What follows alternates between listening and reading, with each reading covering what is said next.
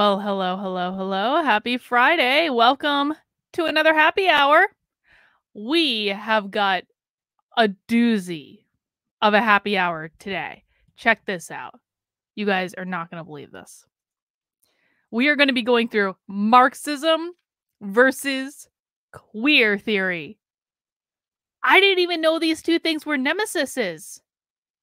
I had no idea that there was a rivalry between Marxism and queer theory. But we're going to talk about that, and we're going to watch that video, and we're going to see why Marxism is facing off against queer theory in the land of the leftists. But I'm sure it's something that we're all going to be able to enjoy. But welcome to Happy Hour for Friday, September 24th. Happy Hour is a show I do every single week at 3 p.m. on Fridays, though I am thinking, just to kind of give you guys a heads up, I am thinking about moving it to 5 p.m. on Fridays, and that's purely because I'm plotting out a thing where I go live like at 5 p.m. every day, and so we want to keep everything in line. But we're at 3 p.m. on Fridays for right now while I'm figuring all that out. I am live on multiple platforms right now. Of course, I am live on my main YouTube channel. I am also live on my second YouTube channel, Actively Unwoke, because I do think that eventually Happy Hour will probably move over to Actively Unwoke. Actively, if you guys are curious about where the name Actively Unwoke comes from, it's actually the title of my upcoming book that I just got the cover art for today. Some of you in my locals community have seen the cover art. You even got to vote on which one you liked the best because there were a couple different treatments. I'm super excited about the book. It is the ultimate guide to fighting back against woke nonsense in your life. It's going to be coming out next year. We're going to have more information about that as it goes on pre-sale and all that stuff. But that's where the name Actively Unwoke came from for my second channel. If you are not yet subscribed to my second channel, the link is down there somewhere. So we're on 2 YouTube channels. We are also on Rockfin. We're on Odyssey, and we are on Facebook. So you could be watching us in any of those locations. And no matter where you're watching us, please make sure to mount the like button or the flame or whatever it is that you mount on any specific platform. If you want to be subscribed or follow along, make sure you're subscribed. Notifications are turned on, all that good stuff. IB Rippin'em came over from Adam's channel, I think. We haven't discussed my farts in a while. Well, welcome, IB Rippin'em. And, I guess we can discuss them if you want to send in super chats to discuss them. It's entirely up to you. So, what we do for Happy Hour to blow off steam is we watch a super woke training video of some sort or discussion or debate or any of those things, and we mock it relentlessly. We pick it apart. We talk about what they're doing. We talk about what they really mean when they use different words and explain different concepts. But basically, it's my contention that I don't think that we should be learning about what the woke are doing from the evening news or from prime time, because most of the time reporters don't understand what the F they're talking about. Instead, I want us to watch directly what they're doing. I want us to watch directly what they're saying, and I want us to draw our own conclusions, because I think that looking at primary source evidence is really the best way to go. So that's what we do at Happy Hour. Now, we do try to make it fun in that we do play Unwoke Bingo during Happy Hour. You can download your Unwoke Bingo card in the description below of whatever platform you're on. You get the free space in the middle, and then we go for lines, or alternatively, we go for corners. If you get a bingo, simply yell out bingo in the chat. Now, after we get the first bingo, we go for blackout bingo after that. You don't win anything. It's just for bragging rights. But I'll tell you, no one has ever gotten a blackout bingo on the channel. I feel like today could be the day. People have gotten close. They've gotten within a few squares of getting blackout bingo. But I really feel like with the presentation that we're watching today, Marxism versus queer theory, it's probably as good a chance of any. We have leftists literally arguing with each other today. How great is this? If a blackout bingo doesn't happen today, I just don't know what to tell you guys. So make sure you download your Unwoke Bingo card. They're all different. And if you get bingo at some point during the presentation, just shout it out in the chat. We will all congratulate you and revel in your victory. And then we will go for the blackout. Now, Happy Hour is supported by my Locals community. Locals is the best place on the internet. It is the only place where there are no trolls, and Lord knows I've had some trolls lately. Lord knows. But Locals is my little safe space. Locals is the place where we can talk about whatever we want to talk about. We don't have to worry about being censored or banned. We can talk about vaccines. We can talk about different things that are not allowed on YouTube in any way. We have 2 community Zoom calls every single week. We have book club, we have debate club, we have our own community Discord that you only get access to in being a member of my Locals community. So definitely get on board with Locals today. You can join for free just to check it out. Because here's the thing. When I got my stupid second YouTube strike a couple of weeks ago, I couldn't communicate with anyone on the channel for 2 weeks. I couldn't post, I couldn't upload, I couldn't do anything. But my Locals people knew what was going on. So even if you just sign up as a free member, and I'll even put this little ticker thing so you guys know where to go to sign up as a free member, kb.locals.com. That's completely free. It gets you in the community. It gives you the ability to see posts and updates and things like that. So even if you just do that, that is a good first step, right?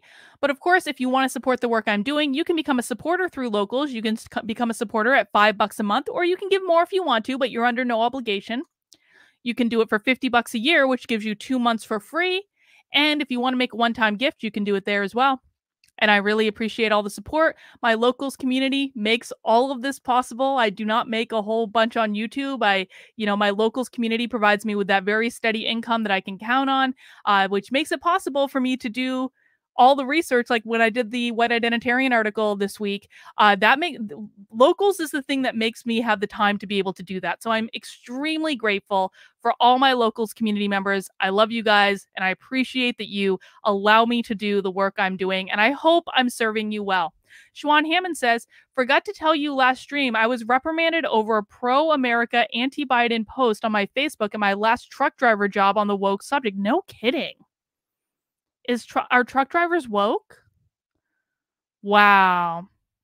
Well, I'm sorry to hear that, Schwan. Hopefully that doesn't happen again.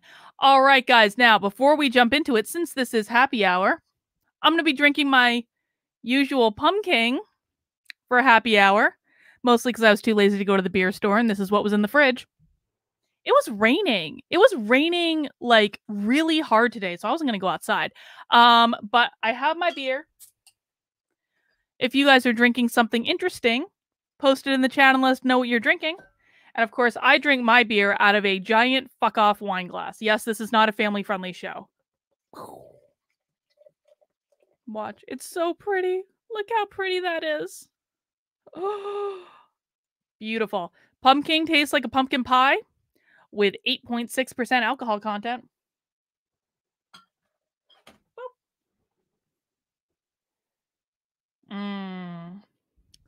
So good. All right. Let me just get set up here. All right, I want to show you guys before we even get started with the stream. I want to show you guys what this YouTube channel that I found this on is all about. Check this out. This is the channel that we're going to be watching. Welcome to the YouTube channel of In Defense of Marxism. Launched in 1998, we are the world's foremost source of Marxist theory and analysis. For years, we have consistently defended the Marxist methods and revolutionary ideas against falsifications and slanders by the bourgeois media. In Defense of Marxism is not just a website. It is the organ of the International Marxist Tendency, a revolutionary organization now operating in more than 30 countries. If you agree with our ideas and need to join our fight for a revolutionary Marxist alternative within the working class movement, please join us. That's who we're going to be watching today. How fantastic. How fantastic. See, this is the other reason I think I'm going to move happy hour to 5 p.m. because no one is like in a place where you guys can drink. So I'm stuck drinking by myself, which it's Friday, but I do this early because I want to hang out with Victor at night. I need to spend time with Victor today. I really do. I really do. All right, let's get started, guys. Share audio. Who's ready to watch Marxism versus queer theory? Well, at least I know the word capitalism is going to be overused. Yep, Yvonne, I think that's probably right. All right, let's get this party started, guys. As always, let me know if you can't hear the sound for any reason. Hello, everyone, and welcome to the final day of the International Marxist University.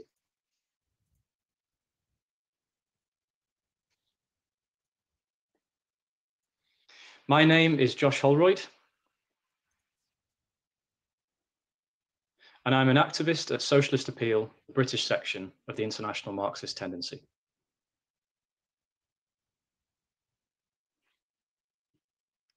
Why is he doing dramatic pauses? This session will be on liberty through struggle, Marxism versus queer theory.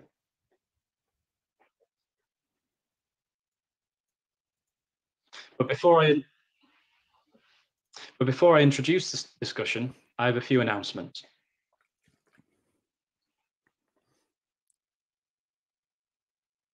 First, for anybody joining us today for the first time, what is this? Why is he doing dramatic pauses? I should explain why I'm pausing so often. Yes, you should. Yes, you should.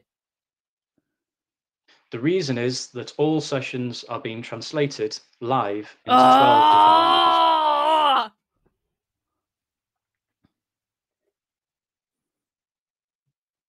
So the speaker and all the comrades participating in the discussion will also have to pause. Really? Hopefully this is not unbearable. We're going to give it a try. It might seem strange at first, but please bear with us. No, it does seem strange. I would also like to make the following statement regarding the abduction. I don't think it is. I get $2 chats Pakistan. all the time. About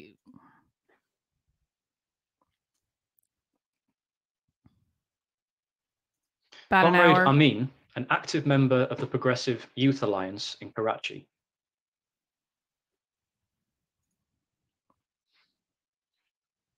yeah, times 2 speed. That's a good. That's a good call. That's a good call. From his home by the Rangers, a paramilitary force in Pakistan, on the 14th of July.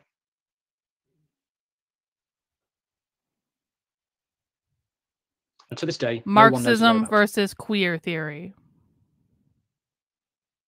In many cases before this, victims of the Rangers have been severely tortured during confinement, while many have lost their lives.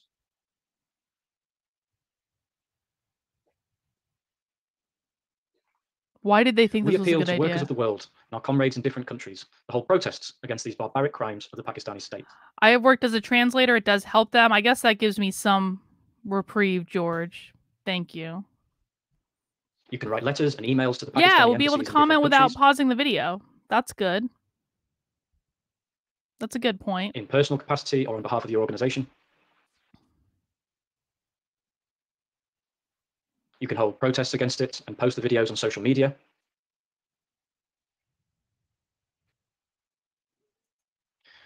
Using the following hashtags. Hashtag release Amin. Apparently so. Apparently they are. Hashtag stop state abductions in Pakistan.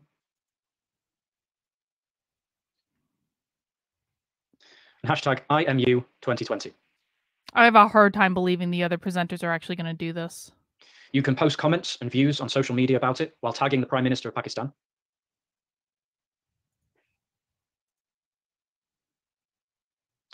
And you can also tag BG Rangers Sindh and the Home Minister of Pakistan.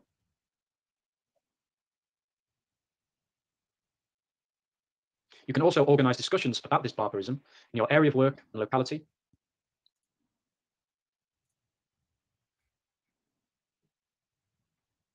And spread this discussion more and more among people around you to inform them about the crimes of the Pakistani state. Because he's waiting for translators. We demand the immediate release of Comrade Amin, or if there is any charge against him, he should appear in court. Comrade.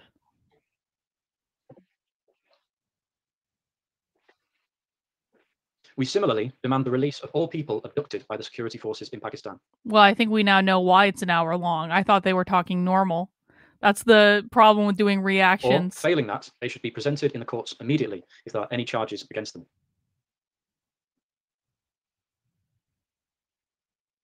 This is a basic democratic right of every human being, and we should fight for this right. And now we can begin the session. Thank you for your patience. Thank you. Hopefully other people talk normal. Today, despite all the claims we hear about equality between the sexes and the freedom of sexuality,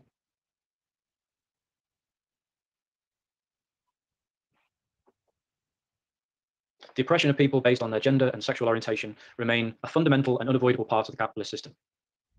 Okay. So you can already see, like, it's a fundamental part of the capitalist system.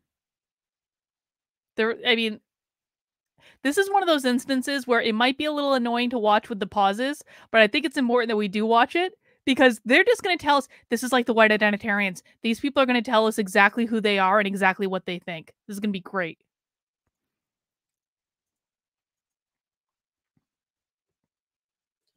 But where does this oppression come from and how do we eradicate it? They haven't presented evidence of the oppression. Queer theory is a famous and influential answer to these questions from the world of academia.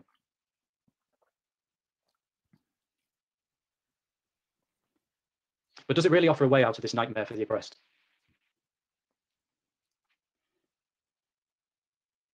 Luckily for us, Yola Kipchak, a leading activist from Defunka, the Austrian section of the IMT,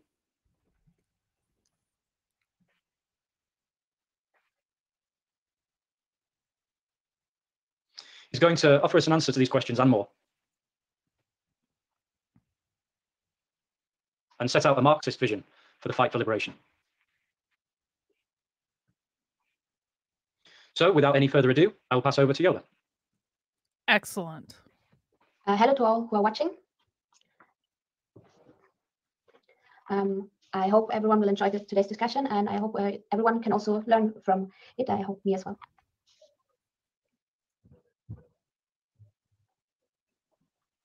As Marxists, we take the struggle against all forms of oppression and discrimination very seriously.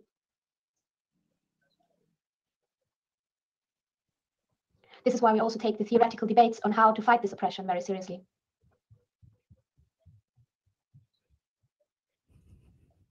Queer theory, the particular strand of theory we will be discussing here, emerged mainly in the United States in the 1990s among academic circles.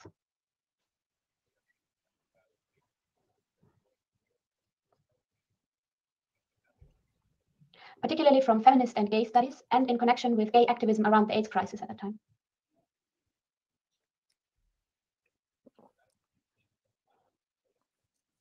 Her bed is a hammock. Can we appreciate that? Originally an insulting term for homosexuals, queer was taken up and given a positive twist by the gay movement.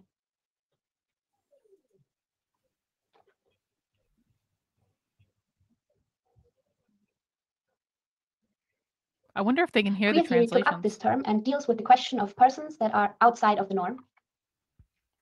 So this is something I want to hit on. So one of the reasons I want to start looking at stuff outside of critical race theory, because critical race theory is like, it's gotten to the point of like everyone is talking about critical race theory, and so it's got like a really bright spotlight on it, and so they're not really saying as much crazy stuff anymore. Queer theory is still saying crazy stuff.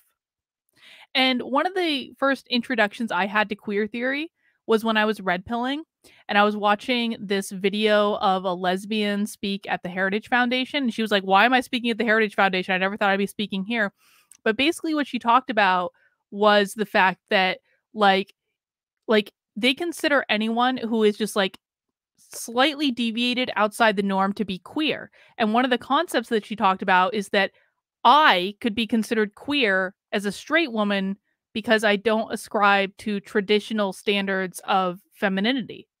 And I was like, "Oh, fantastic. I'm straight and queer at the same time." And so like there's still a lot more crazy stuff going on in like queer theory and fat studies and things like that. But I think that this definition where she said the definition that they use of queer is anyone that deviates from the norm, that includes like a lot of people. And it's not necessarily about your sexuality. It's about deviating from the stereotypes that they're pushing. For example, homosexuality, transgender.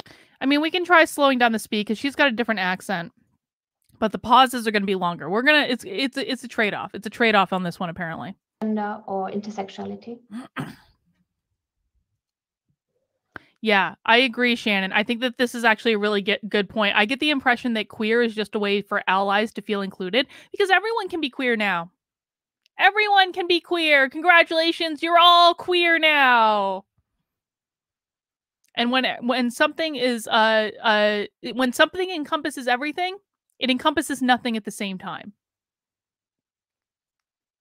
Patrice says, "I'd like to be able to have my sexuality without being labeled. I mean, Dare to dream. Dare to dream. George Andre Veloso Nunez. We have Barbie and The Rock. Everyone else is queer. I agree. I don't know. Barbie might be non-binary now. Who knows? Are there any non-binary Barbies? Serious question. Has that happened yet? I bet you that's going to happen at some point. I bet you within the next year, if there is not already a non-binary Barbie out there, I bet you there will be a non-binary Barbie by the end of 2022. That's my prediction. That's my stake in the ground. There will be a non-binary Barbie before the end of 2022. Queer theory argues that what we see as normal and natural is actually created by power structures in society.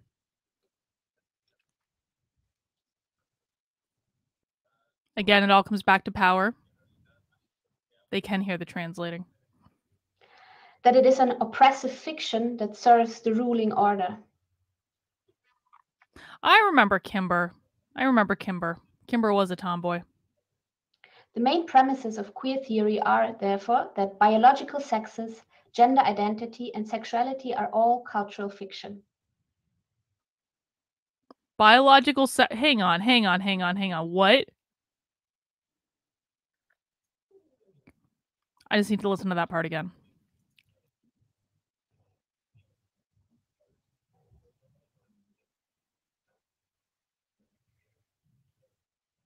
Queer theory took up this term and deals with the question of persons that are outside of the norm.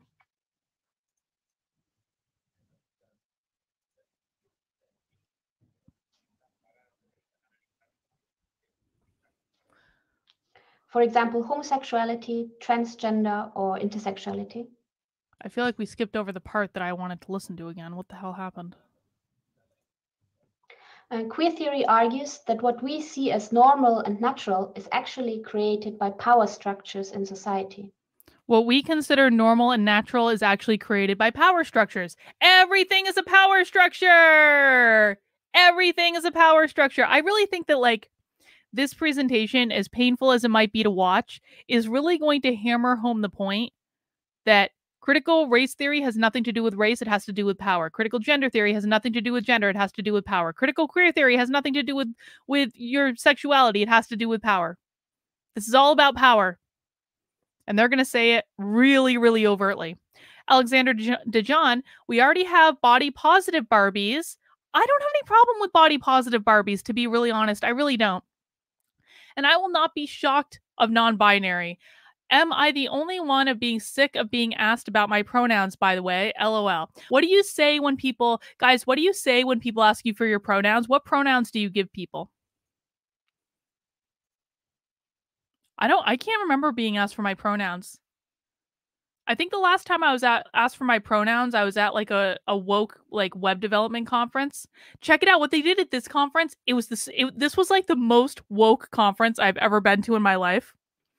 What they did was they had name badges, and you had to put your pronouns on your name badge. I refused. But the other thing they had on the name badges was like you were supposed to put a green sticker on the name badge if it was okay for people to talk to you. You were supposed to put a yellow sticker if people had to ask permission to talk to you, and you were supposed to put a red sticker if you didn't want people to talk to you.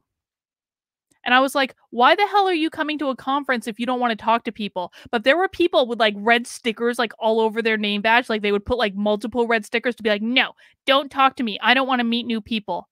It was the dumbest thing ever. I was like, if you as an adult need a sticker to tell someone at a networking event that it's okay to talk to you, you are not someone I want to network with. You are not going to be useful. It is not going to be a reciprocal relationship. And I understand not wanting to talk to people because, like, I'm an introvert. But you know what I don't do when I don't want to talk to people? I don't go to networking events. If you don't want to talk to people, don't go to the networking event. It's really that easy.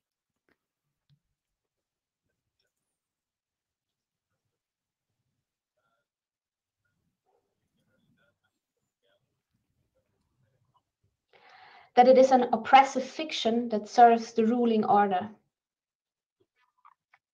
Gender is an oppressive fiction that serves the ruling order.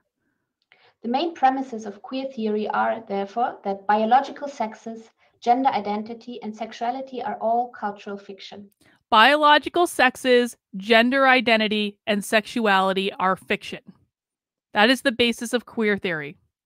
That biological sexes do not exist, that gender identity does not exist, that sexuality does not exist. My husband will be thrilled to learn this information.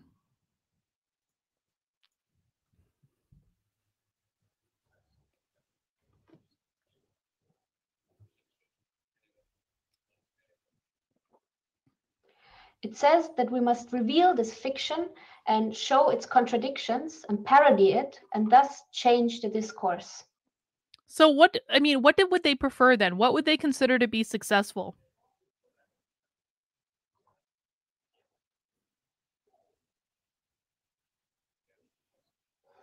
Discourse usually means language in all written and spoken forms, ideology, but also performances, meaning everyday actions of people that follow this ideology in this theory.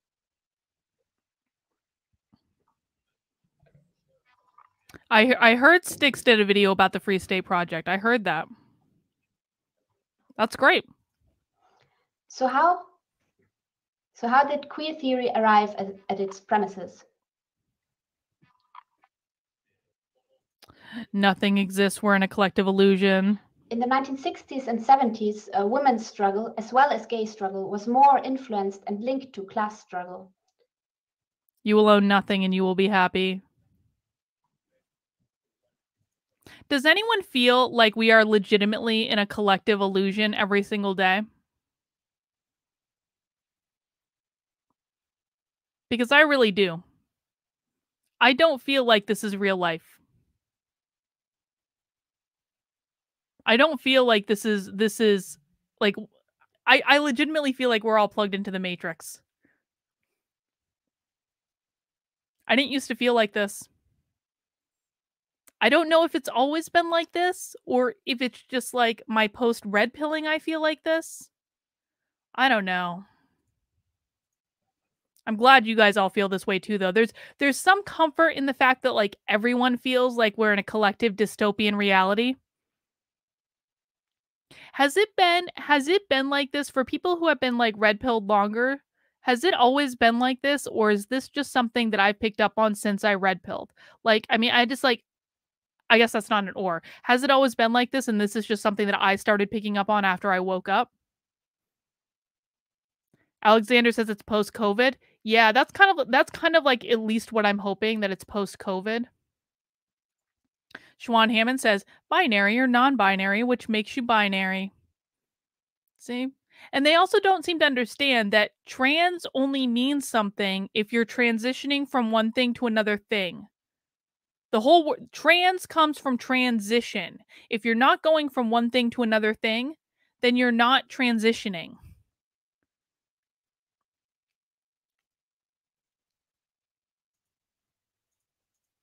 This reflected the general upswing of class struggle and revolution in the world.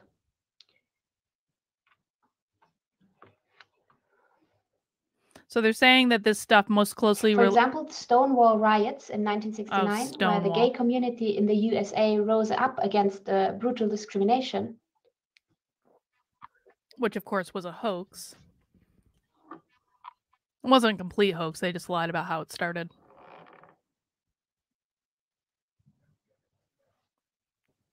Clearly had radical implications, with many activists holding anti-capitalist views.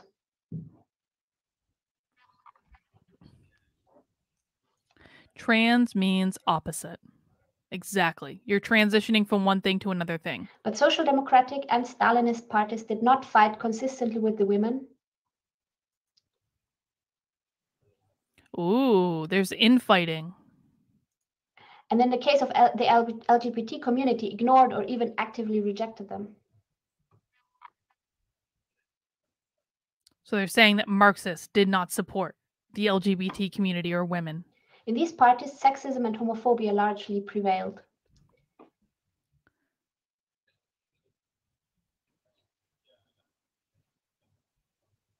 So when the class struggle reclined over the following years after very serious defeats. Yeah, Justice says these people have no emotion. And this has been very consistent with the woke trainings that we've been watching.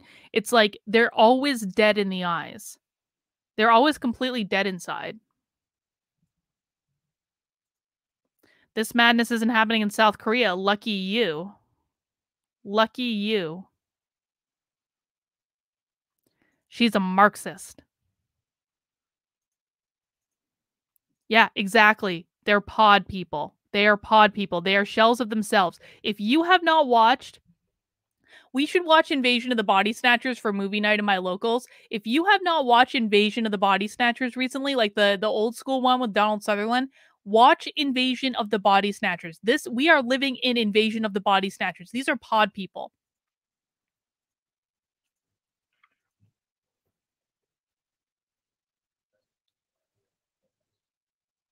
This hardened the view of feminist activists that women's struggle must be led separately from class struggle.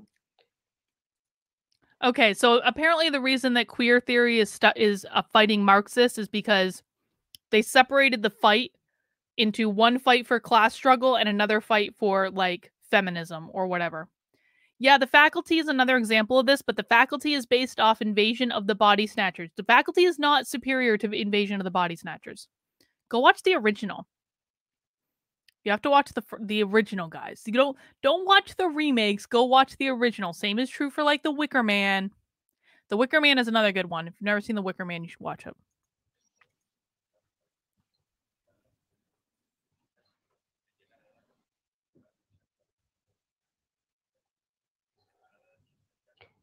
In practice, it was a shift to institutionalized politics in the state apparatus with women's ministries, research centers on the one hand.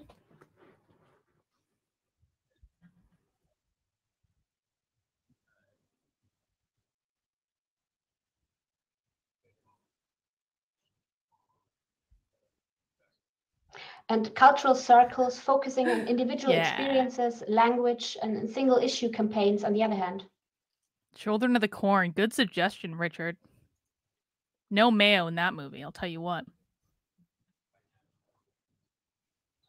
In feminism, the struggle against oppression shifted more and more from class struggle to a struggle between the sexes, i.e., against patriarchy.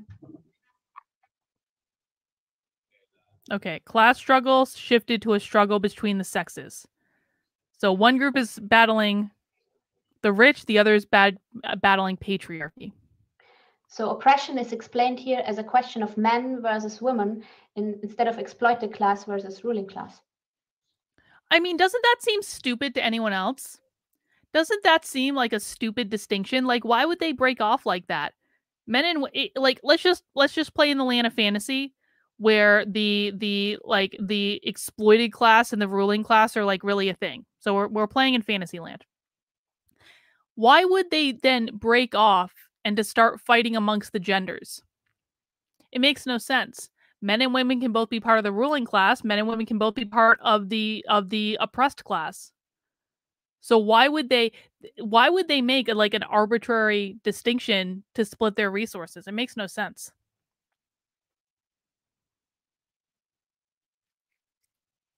Children of the Corn is a classic.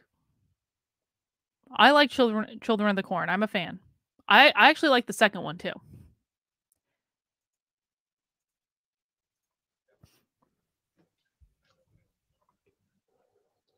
Marxists, on the other hand, explain that class society was the historical reason for the emergence of women's oppression.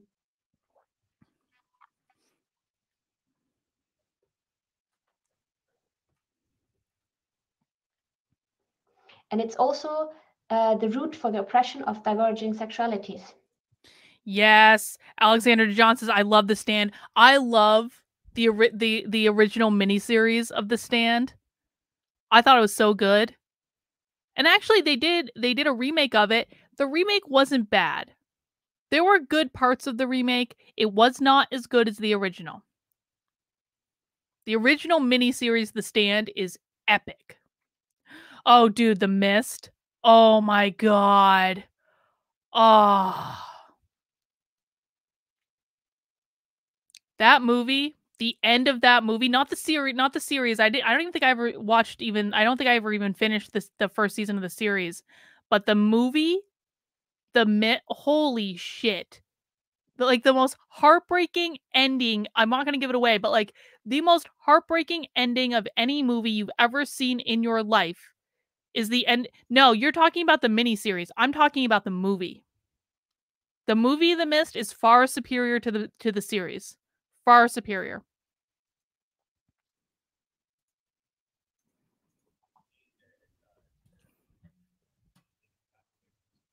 I mean, obviously, best movie ever. For the most part of our existence, humans did not live in class societies. Was there a movie version of The Mist that came out in 2020? Because there was definitely one before that. Yeah, there was one before that at the grocery store. Was there a movie version of The Mist that came out in 2020 that I missed? Did they remake the movie within like 5 years of the original one coming out? Or maybe not 5 years, but yeah. So I'm gonna look that up. I wonder if did they remake it?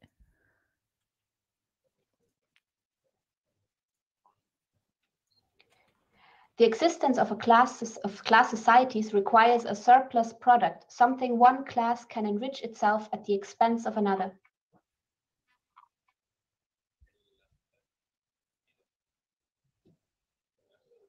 Hey, Christian.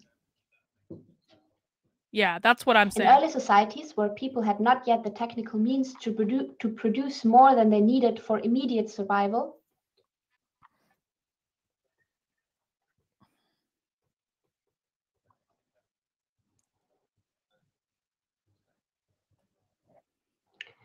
there was no systematic oppression either. Wait, what? But technological development led to agriculture,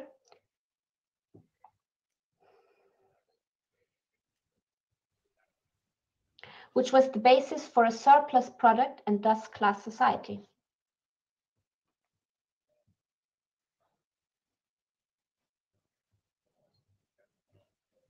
Among many fundamental changes. Apparently, so do Marxists want to go back to when we only produced what we needed to survive? Apparently, that is the argument that she's making. Because there's no systemic oppression under Marxism. Because people only produce what they need to survive. Do you guys actually think it would be possible to only produce what we need to survive? I don't just consume what I only need to survive. No one consumes only what they need to survive. I mean, well, not maybe no one. Most people don't only consume what they need to survive. Please. Oh, okay. The Mist 2008 reminded me of how society behaved in 2020 is when I met. That makes more sense, Nat D. Watched Animal Farm on Amazon. Sucked Messages was there. Yeah, Animal Farm is another good one. It also meant that communities could raise more children. There. These people don't even like children. Why do they care about that? This in turn led to a more clear-cut division of labor between the sexes, although this in itself was not a class division. Isn't that patriarchy? If they're organizing society around raising the children, isn't that patriarchy? Why is she saying that like it's a good thing?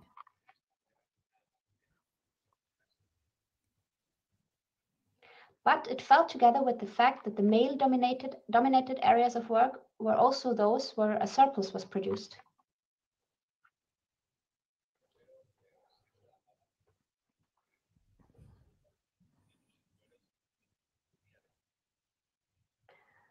So while women, as those who ensure the survival of the species, were held in high esteem before, over a period of time, their economic role led to subordination.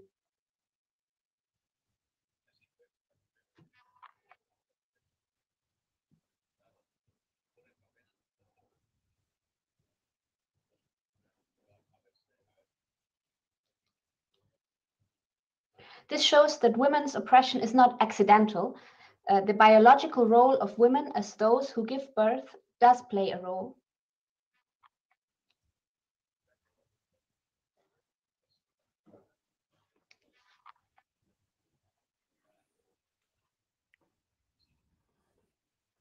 But it also shows that oppression is not naturally ingrained in the sexes.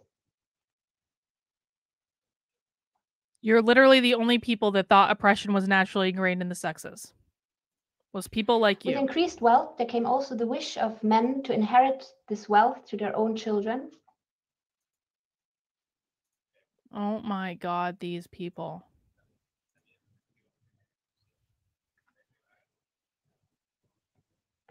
And this led to a control of female sexuality.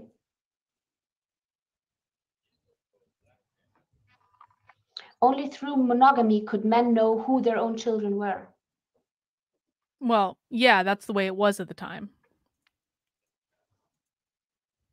It is thus the specific forms of family, monogamous family in class society, that led to oppression of sexuality, including diverging sexualities such as homosexuality.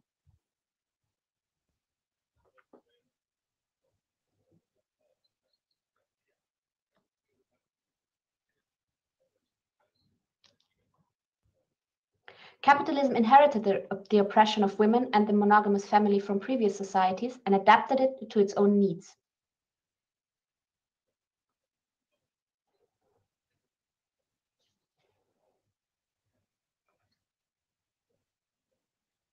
Sexism and the institution of the family are very useful to the capitalists.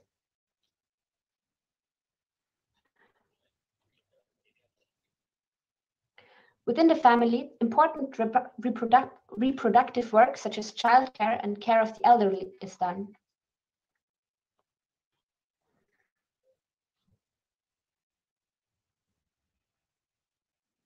And sexism and homophobia are further also used to diffuse worker solidarity against their common enemy, the capitalists.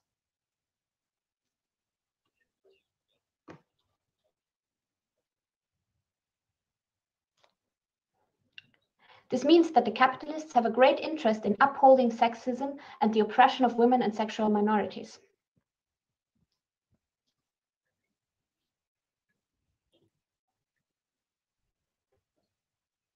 We can argue that as long as class society and with it the monogamous family exist, it will be impossible to fully overcome social discrimination based on sexual orientation or women's oppression. God, these people are so depressing. The enemy, the capitalist. But feminist theory, and as we will see also queer theory, rejects the class contradictions as the central explanation for oppression.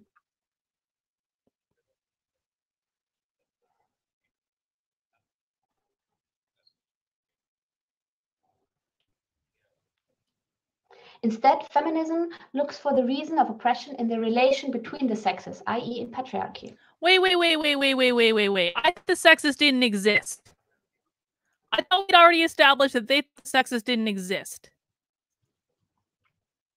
Is she arguing for Marxism or something in being male must be oppressive, while something in being female must lead to women's liberation? which side is she arguing on?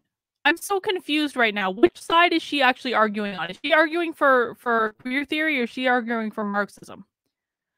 Alexander DeJohn, this is why nobody takes the time to research Marxist people as much. They're too dry, haha. That's also why comedy is dying since they took over. Dude, I completely agree. This is like why no one actually knows what these people are saying because it can sometimes be boring to watch it, which is why we drink and we have fun in the chat while we consume our vegetables at the same time. And sometimes we get awesome trainings that are really, really fiery, and sometimes we get people just telling us what they think, but they're super dry and have weird pauses. But like, I don't understand. I thought we'd already established that they thought that like gender didn't exist. I don't get it. Adrian says, "Oh, I see. Because it's not class contradictions. Queer theory is not really Marxist." Ah, that's what they're saying. Okay. Adrian says, I think she's arguing for Marxism. I think you're probably right. Show examples of where Marxism has worked. She can't. It has never worked. Okay, moving on.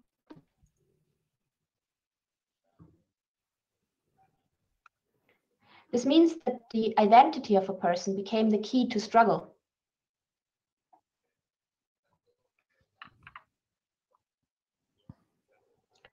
But at the same time, most feminists rejected the biological explanation of oppression.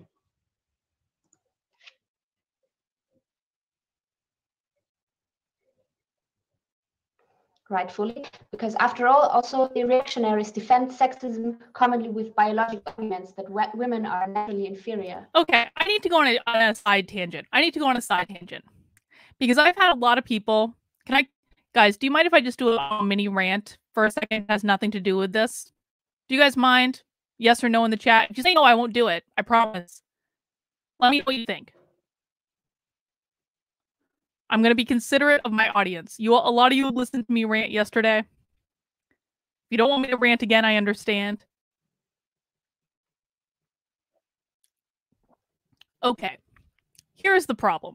So since yesterday, I've been getting a lot of people when I did when I completely debunked Treehouse News and took my victory lap.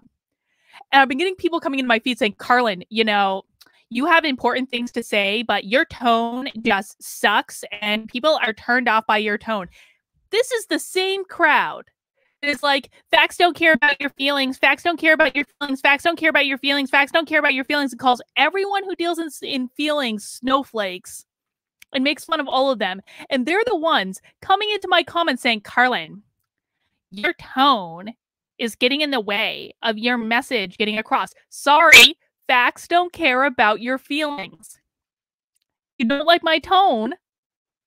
Then get the fuck off my channel. I am sorry. If you cannot handle my tone, get the hell off my channel. That's all I have to say. Facts don't care about your feelings. Don't bitch and complain about the woke always talking about their feelings and lived experiences in one breath and then say, Carlin, your message would get across a lot better if you had a different tone. Sorry, facts don't care about your feelings. Thank you, Shannon, for the super chat. Are you saying that facts don't care about your feelings, crowd, or snowflakes? Yes. Yes. Because it's all facts don't care about your feelings when someone is saying something they agree with. And then it's like, facts don't care about your feelings, snowflakes, facts don't care. If they agree with it, they don't care about the tone. But the minute they disagree with it, they're like, you may have important things to say, but I'm just not going to listen because you're doing it with a tone.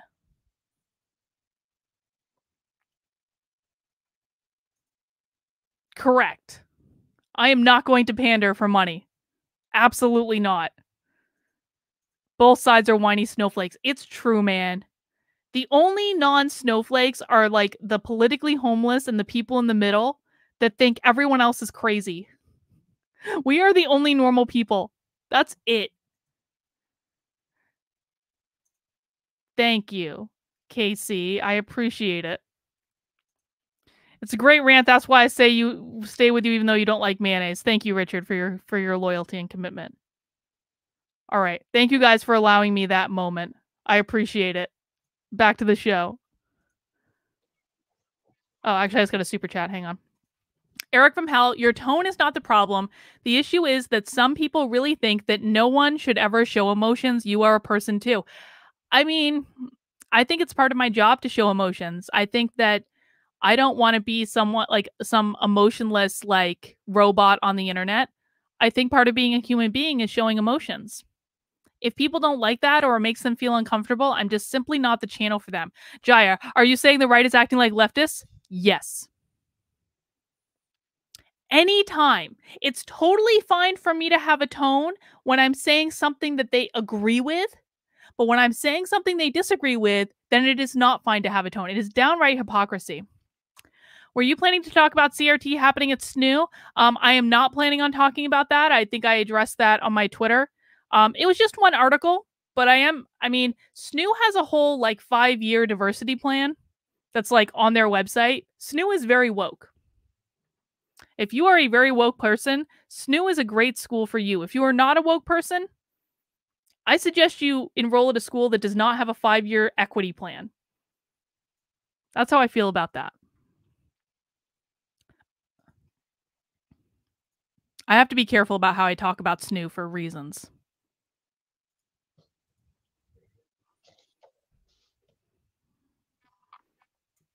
Exactly. Like this issue. Exactly. In order to find a reason for oppression within the relationship of the sexes itself, but without having a class analysis.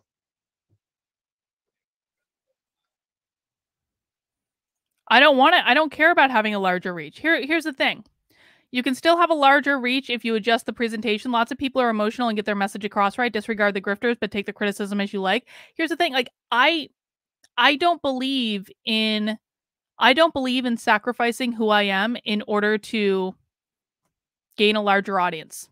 I don't think that that's the right way to go, because then I would inherently have to be acting inauthentic every single day, and I can't do it, man. I am too authentic of a person. This is a really great compliment. Carlin is like the guy version of Mike Cernovich. That's a really great compliment. I think Mike Cernovich is like a little bit misogynistic for my taste.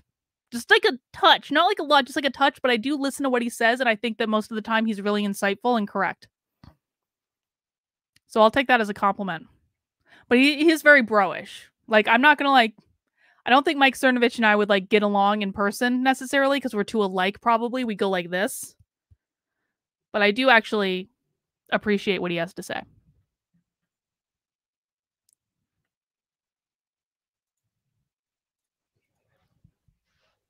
A crude dualism between biological sex and social gender was introduced.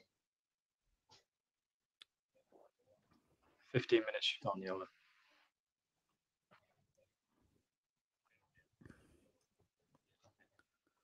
This way they can assign different phenomena mechanically either to nature or to society, culture, and psychology.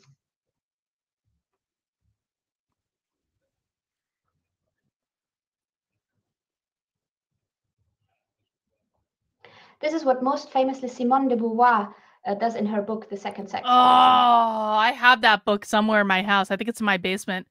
I had to read it in college, The Second Sex. We do not disagree with the feminists in criticizing gender roles and how society puts pressure on people to fulfill them. Okay, she is arguing on behalf of Marxism. Okay.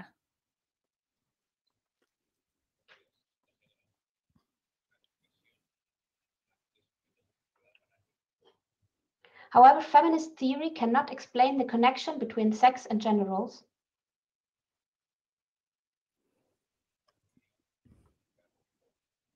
Thank you, Boglin. Which can only be understood by a complete analysis of class society.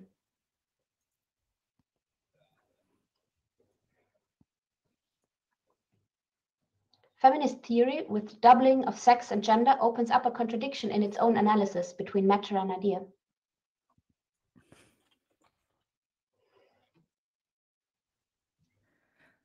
Look, I'm arguing with someone right now that's like, I said, facts don't care about your feelings to them. You guys are just getting wrapped up into my YouTube drama. And they said, tone is extremely important, though, not just to me. Take that for what you will. And I responded, facts don't care about your feelings. And this person said, facts actually don't care at all. They exist regardless of feelings. I'm just saying, let's not try to package facts in feelings to sell them. Let's leave emotions out of it. No.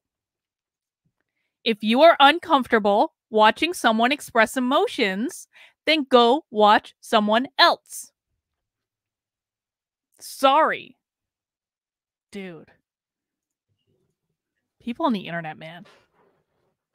Philosophically, feminist views often switch between a mechanical materialism and idealism. Yeah, stop tone policing me. If I took emotion out of it, I would sound like her. An unsolvable dualism, which in the last instance always turns out to be idealism. Well, aren't Marxists playing with some messed up version of idealism?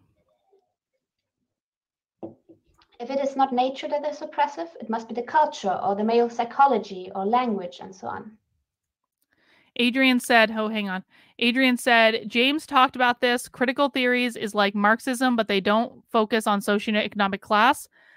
Which is why traditional Marxists may not like critical theories all that much. That's really interesting. I just never thought about it in that way. Shannon says, I think they're trying to overcomplicate things by distinguishing between gender and sex. If you have a Y chromosome, you're male. If you don't, you're female. Well, I do think trans people are a thing. I don't care if someone's trans, you know?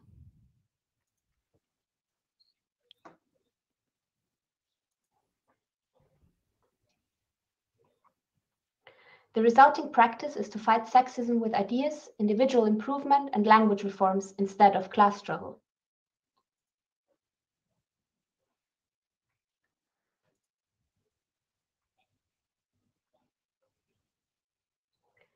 Not only is this an impasse for struggle, it's also riddled with contradictions.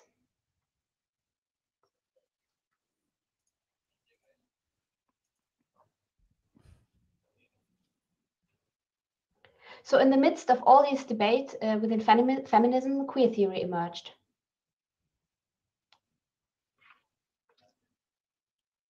Why didn't they just translate this later? Queer theory takes the feminist arguments to the extreme, but in a way to a logical, idealist conclusion. Queer theory takes feminism to an extreme, but the logical conclusion, according to the Marxist. In 1990, Judith Butler published her book Gender Trouble, which is the most famous book ascribed to queer theory. There's people translating in real time. It's annoying. She says that not only are social gender roles culturally created by the patriarchal system,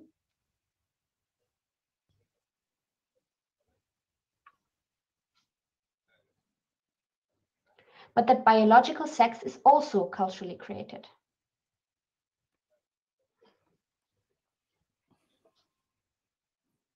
So she solved the feminist dualism of sex and gender by stating that both are only a product of society and discourse.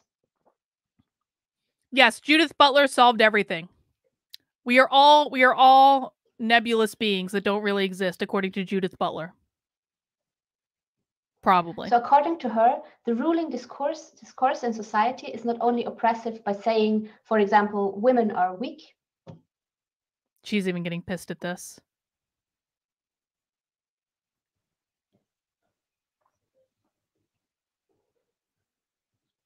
But by defining women as women. Oh no, we don't want that. Defining women as women, no! The basis for this is the postmodern trend in philosophy, which rose to popularity in the 1970s in the universities.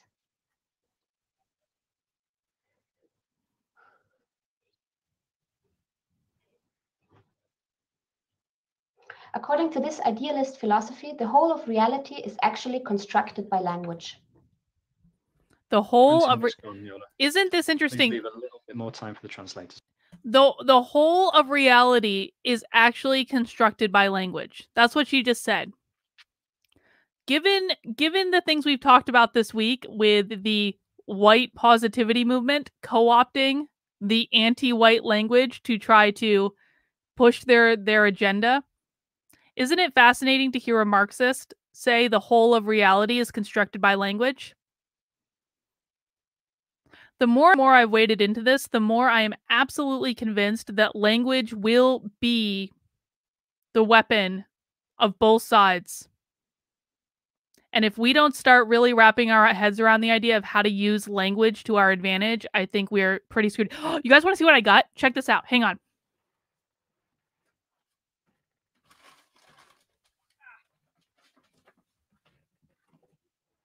It's really heavy. It's sitting on my floor by my desk. Look at this. Hang on. I'm gonna remove her from the stream. Look what I got. This is a giant fuck off dictionary from the 1940s. An unabridged dictionary from the 1940s. Do you guys have any words you'd like me to look up in the giant fuck off dictionary from the 1940s? Before the civil rights movement, because one of my fans sent me a dictionary from the 90s, and I was like, the 90s will be good, like before they started changing definitions. No. Giant fuck off dictionary from the 40s before the civil rights movement. It costs like $40 on eBay. $40 on eBay. Go on eBay. Everyone needs to go onto eBay and get yourselves a really old dictionary. A really old dictionary. Racist actually isn't in it, Lois. Racist isn't in it. Race prejudice is in it. But racist actually, hang on, let me do QR race. Look at this. The pages are so frail. I actually have to be really careful about the pages because they rip really easily, but look, it's got like all these pictures in it. It's really cool. Yeah, it's really big. Let me see.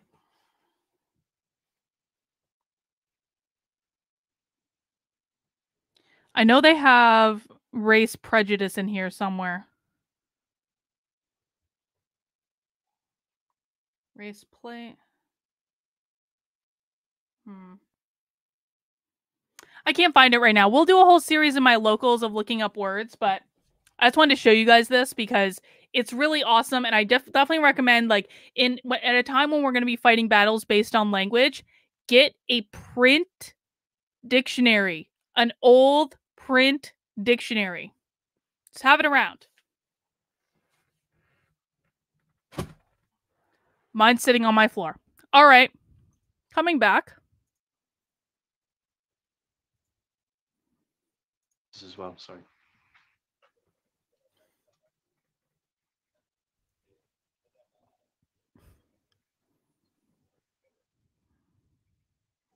For example, post-structuralist feminist Chris Whedon writes the following.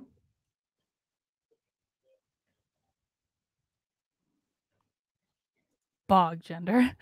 Language, far from reflecting a given societal reality, constitutes social reality. Yes, join locals.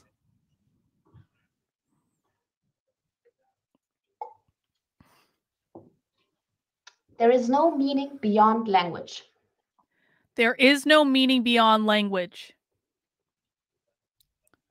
This is what she writes. And queer theory argues that language is power.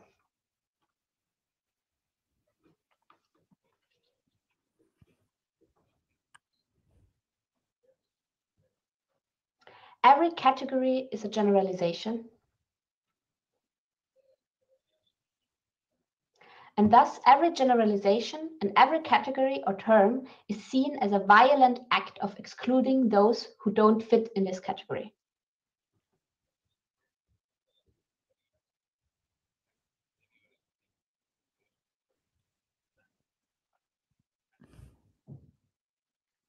Since science generalizes the patterns of nature, queer theory argues that science is also only a powerful discourse.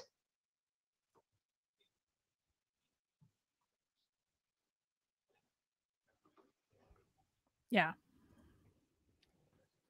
Judith Butler Biology, is not true. including sexes, are thus seen as a cultural fiction. Biology, including sexes, are thus seen as a cultural fiction. We're watching Marxist, Sean. She's a Marxist. For many, this theory seems appealing because it does contain a grain of truth.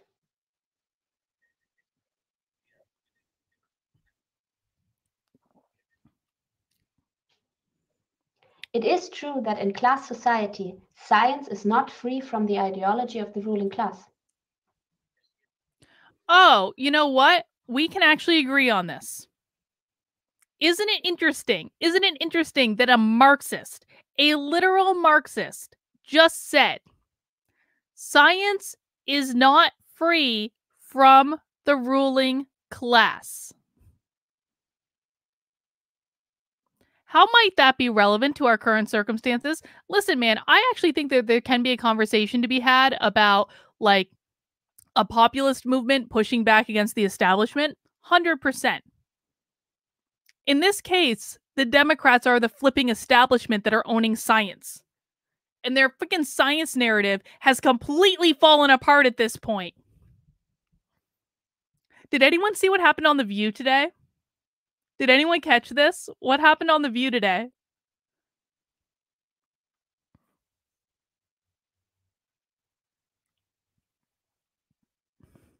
Lois says, these people proclaim the need to abolish all categories as they are inherently oppressive to those who do not fit into one, yet they want that everyone to identify by race, gender, sex. Exactly.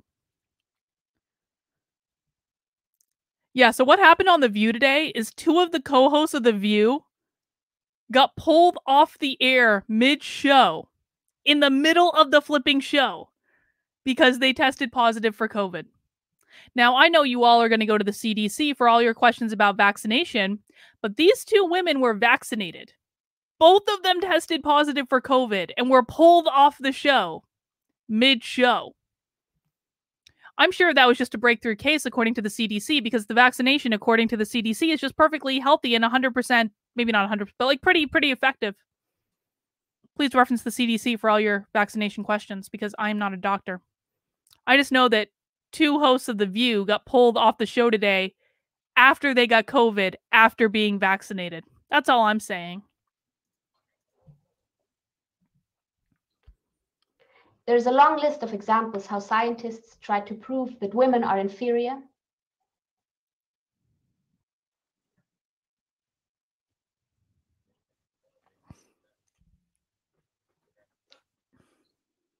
that they have smaller brains, or that homosexuals are dangerous and sick, and so on. What aspects of science are trying to prove that women are inferior or that homosexuals have smaller brains? What is she talking about? Is she just making stuff up?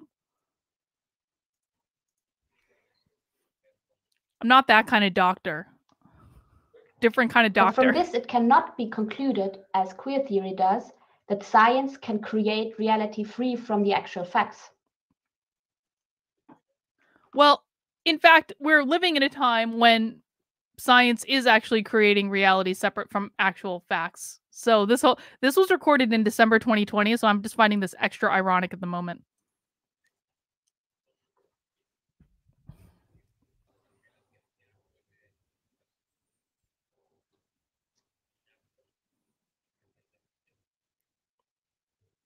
We must correctly understand the relationship between matter and idea.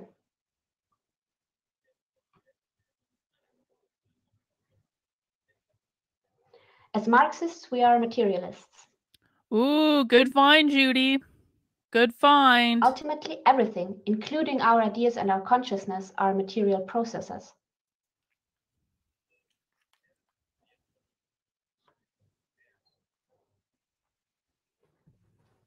Or, as Karl Marx wrote in the German Ideology,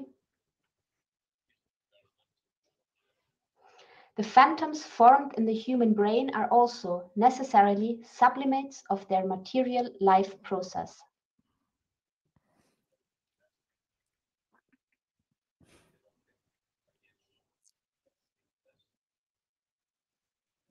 Which is empirically verifiable and bound to material premises. Yeah, I want to start collecting old textbooks. So this means that ideas can be wrong. They can be inaccurate or blurry reflections of reality that don't depict an accurate image. A Marxist is saying that ideas can be wrong and ideas can reflect reality that don't present an actual a realistic image. Oh, the irony. The irony.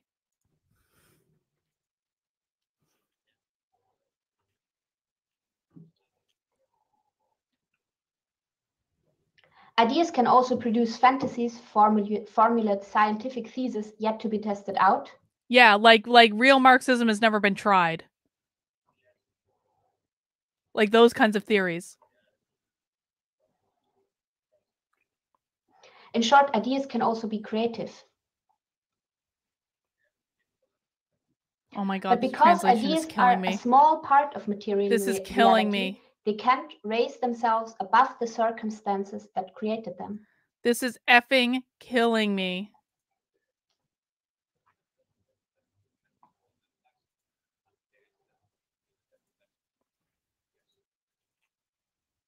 For example, just because humans want to believe that they can fly doesn't make them defy gravity. Just because Marxists want to believe that real socialism is possible doesn't mean real socialism works. However, with the help of ideas, we can influence, manipulate, and change reality within certain limits.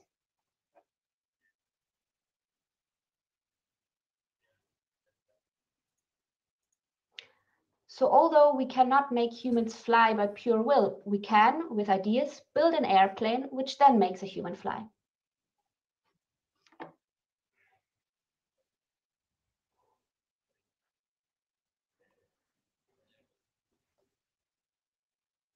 Similarly, if we scientifically understand how sexes function,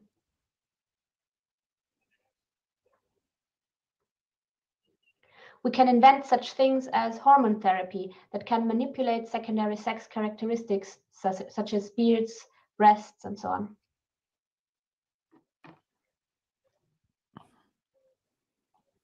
I don't know if I can listen to this woman for another 30 minutes. I just don't know if I can. So only if our ideas correspond correctly with reality can they change it.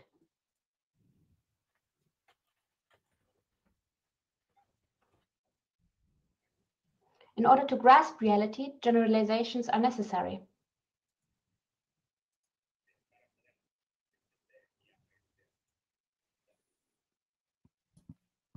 And in order to do so, we must abstract from the many individual cases, for example, all the women in the world,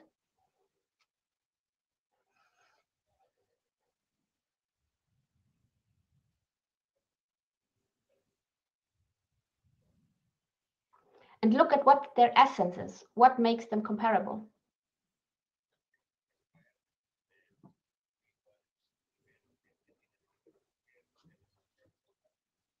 However, the mechanical view that dominates. Do you guys want to try something sciences, else? I've got some other queer studies stuff. Do you guys want to try something? I cannot do this anymore. I am not even able to follow her with these pauses. I thought we might get used to it. I just can't do it. I'm willing to let this continue if you guys want to continue watching this, but yeah, let's watch something else. Okay, hang on. We're going to watch something American. How about On Queer Theory with Professor B. Schreier? This looks like it could be good.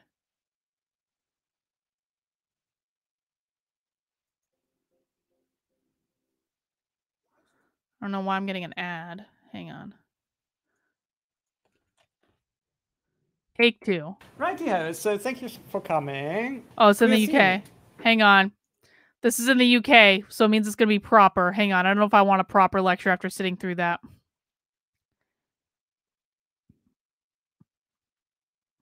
Oh, here's one that just came out like last week. It only has 13 views. Oh, this is perfect. Okay, hang on. Hang on. Oh, shit. Check this out. Okay, I think I found it. Understanding Queer Theory with Dr. Kristen from... Never mind. Assistant professor of English at the University. Oh, Southern Indiana. Okay, never mind. Yeah, this is fine. All right, we're going to give this a go and see how it goes. I'm sorry, guys. I did not realize that video had so many, like, awkward pauses. I just, like... I can't, man. I can't. I'm sorry. I made you sit through that. I really thought that maybe we would get used to it. But it was just like, she wasn't saying anything. Yeah, John finally caught up just in time to move on to our next video. Okay, let's check this one out. This is just what happens during happy hour sometimes. Sometimes we get duds because sometimes things look really promising and they just turn out not to be promising. but this will help us to understand queer theory. Okay, let's go. All right, thanks everyone for coming. If you No, don't buffer. Don't do this to me. Don't do this to me.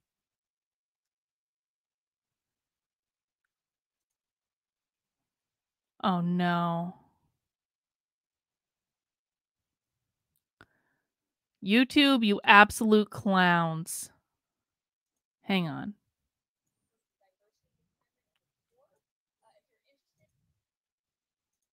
I already feel like this is going to be better.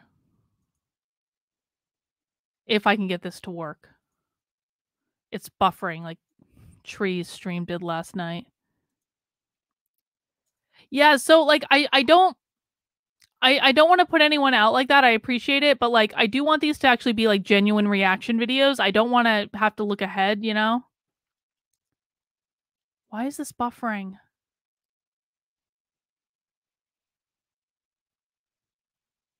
Oh, this is buffering. God damn it.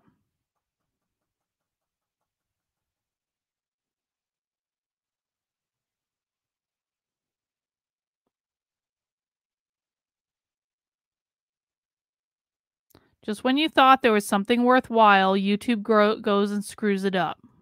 Oh, it might be working now. Hang on. Nope, buffering. God damn it. Yes, tell me why I'm experiencing interruptions.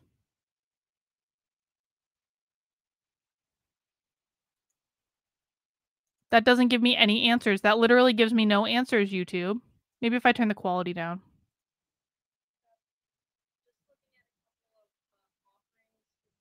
Nope. It did this to me yesterday with Tree's stream too. I don't know why this is doing it with some streams and not with other streams. Nope, I don't think we're going to be able to watch this. God damn it.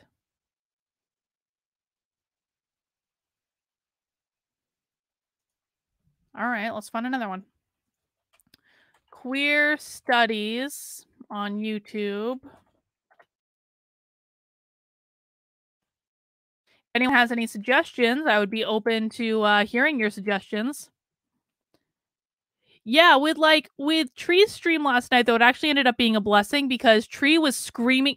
Here's what happened on the stream last night. If you guys didn't watch it, when I totally destroyed Treehouse News over the lies she told about me, so we basically ended up putting her stream on, and she started screaming racial slurs to try to get me demonetized. But luckily, the gods were shining a light down in my favor, and they kept buffering the stream. So her screaming racial slurs may have demonetized her stream. It did not demonetize my stream. My stream is completely monetized right now. So ha, Tree, I win. I win, you lose.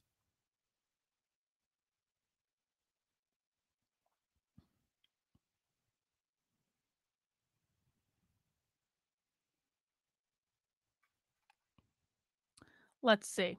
I'm going to find a good one. I'm going to find a good introduction to queer theory or gender studies or something like that. Oh, no, we're not going to watch an hour and 40-minute one. I'll tell you that right now. I'll tell you that right now, YouTube. That is not going to happen.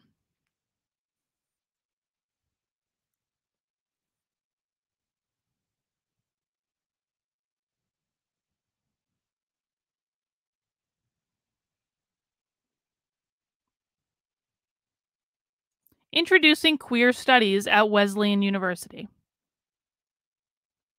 Okay, this seems not to be buffering. Yeah, Tree failed in that regard. The stream is currently monetized. Thank you, you two gods, for buffering the stream when Tree was yelling out racial slurs. Like, who does that? Who does that? Oh no, this is buffering too. God fucking damn it. No, it's going. It's going. Last year, 2 years ago, Yeah. she published. No, don't you do this to me, YouTube.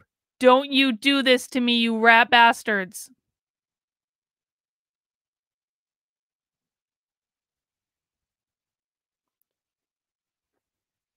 This is so annoying.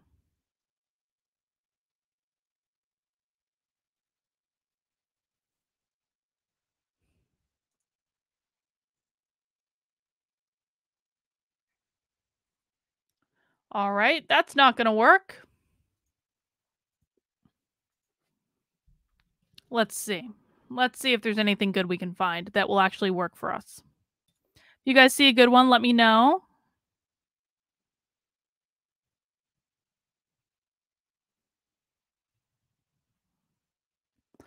Ooh, hang on.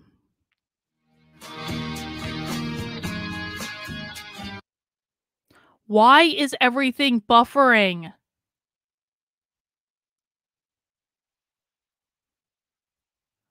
Fat Justice is totally queer. I want to watch this. Why can't we watch this?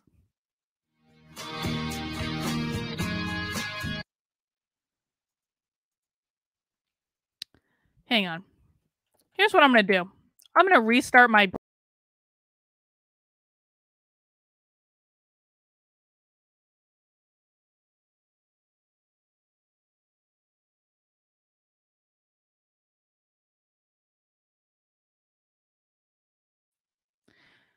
You know, I thought I was being fancy when I said I'm going to restart my browser, and then I didn't realize that I was restarting StreamYard at the same time. I didn't realize I was restarting flipping StreamYard. I didn't realize. I didn't realize. I'm back. I'm back. I'm back. Okay, let me see if we can just pop up the browser here.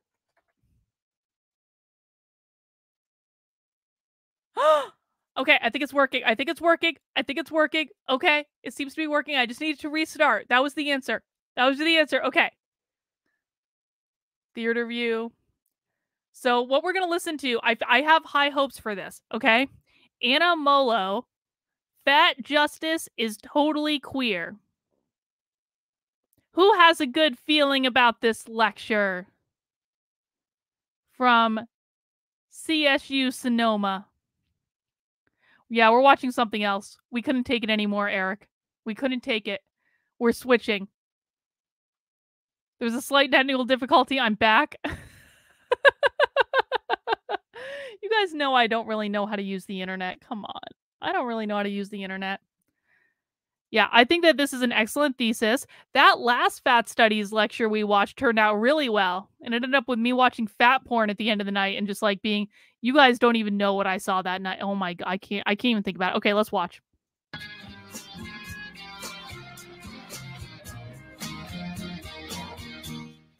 I'm super excited to have with us today one of the lecturers in Women's and Gender Studies, Anna Molo, who is a scholar and activist who works to advance social justice in regard to disability, fatness, queerness, race, and gender. Hope she's wearing a microphone. Author of the excellent anthology Sex and Disability, which is the first collection of scholarly essays at the intersection of disability and sexuality, and the co-editor of DSM Clip through Social Text, which is a collection of personal and political essays responding to the most recent version of the American Psychiatric Association's Diagnostic and Statistical Manual.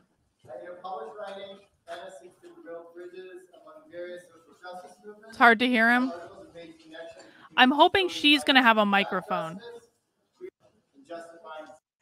By how she's got a microphone, so we'll fast forward to her. Thoughtful and politically engaged and socially aware you all are. So I'm just delighted to be here today. My talk today is called Fat Justice is Totally Queer. Guys, I turned down my volume. So that you can turn up your volume because I can't turn her volume up anymore. Okay? So I turned down my volume so you can turn up your volume. And hopefully that'll do the trick. Let me know if there's anything else I can do to make it bearable.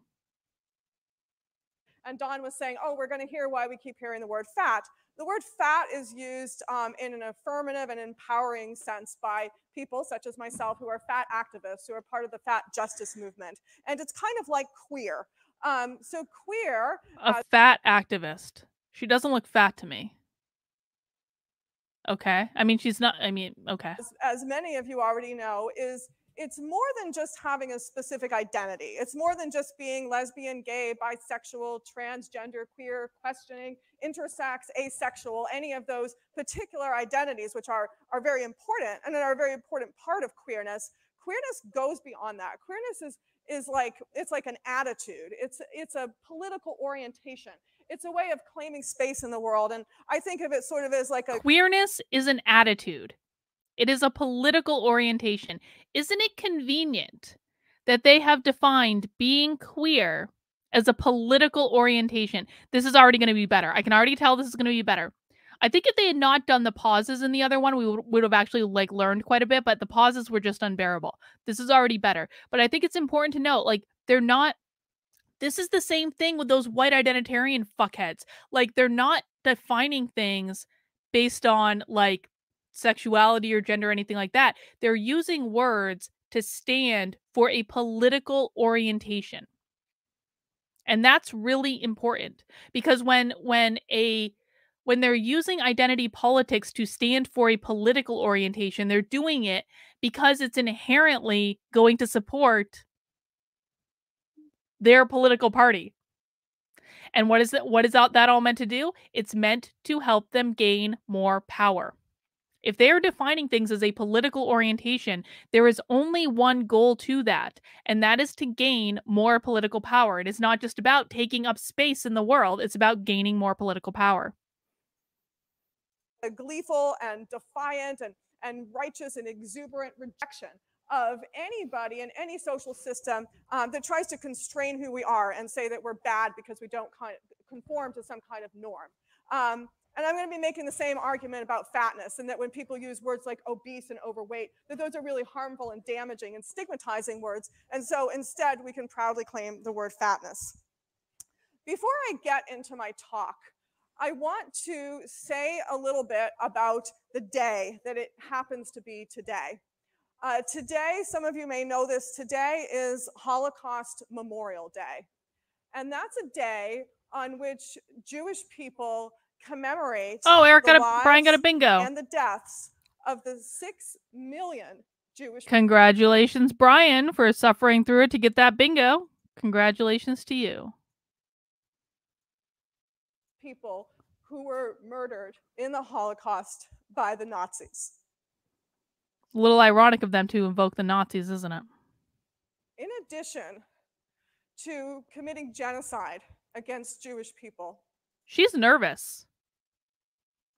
She is a college professor. Why is she nervous talking to college students? She's obviously nervous. She's breathing heavy.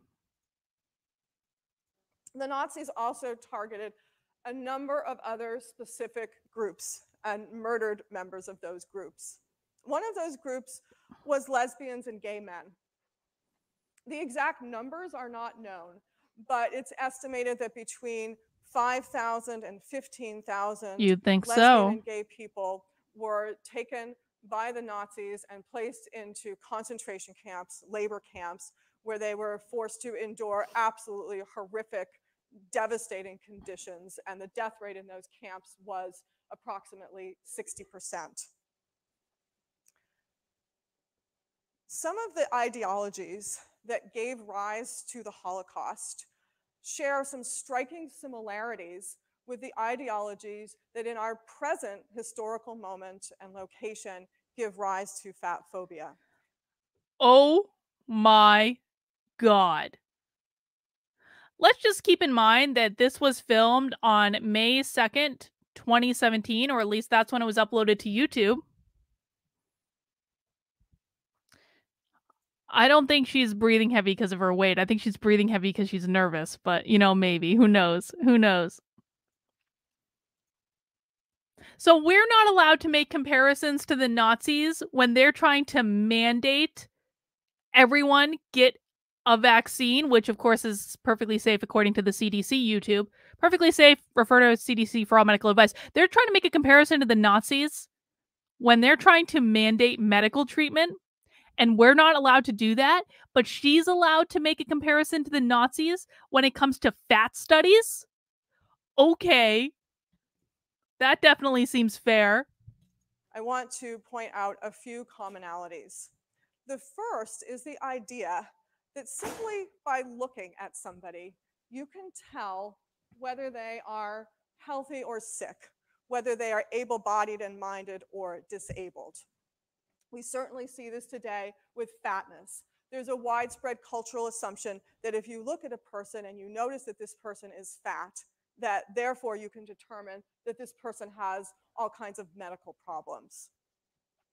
You know what I think? I'm going to make a gross generalization of his statement. I think that people who become fat activists are just like, they're projecting all of their own insecurities onto everyone else in their orbit. And maybe it was because they didn't feel good enough. Maybe it was because they didn't find any way to build their self-esteem. Maybe it was because they don't have self-worth. Maybe because they couldn't get boys in high school. I don't know what it is, man. But what these people do, and I have actually had many fat activists in my life, they project their own insecurities out onto other people.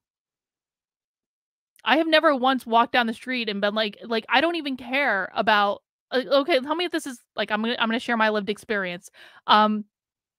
If I see a fat person on the street, I frankly don't give 2 moments of attention to what their health problems are.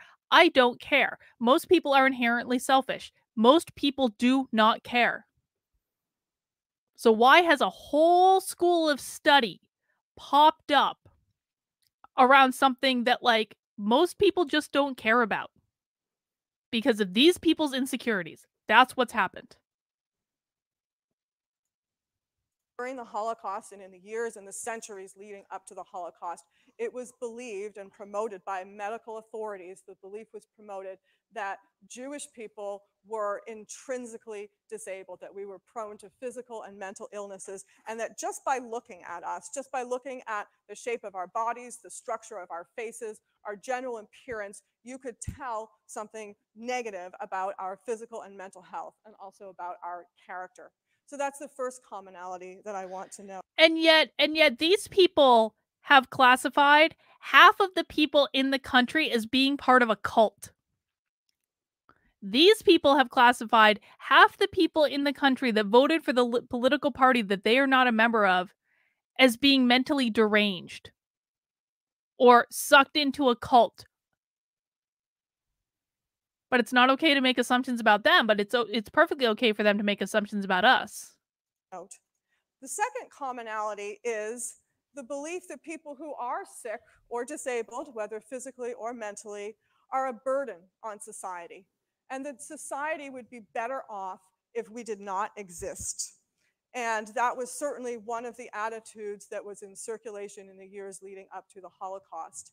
And the Holocaust, in the years before the Holocaust, the German doctors began murdering their own patients. They began murdering German people who they designated as unfit.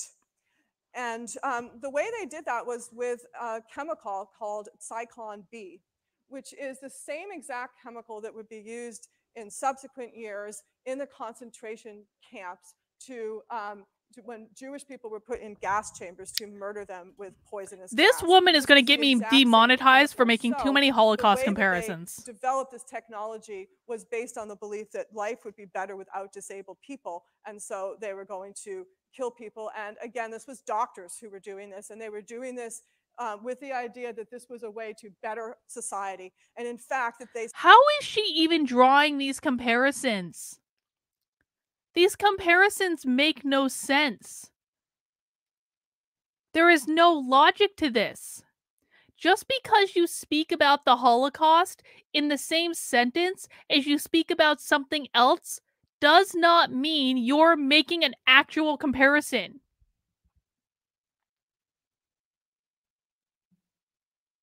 What the hell is wrong with people?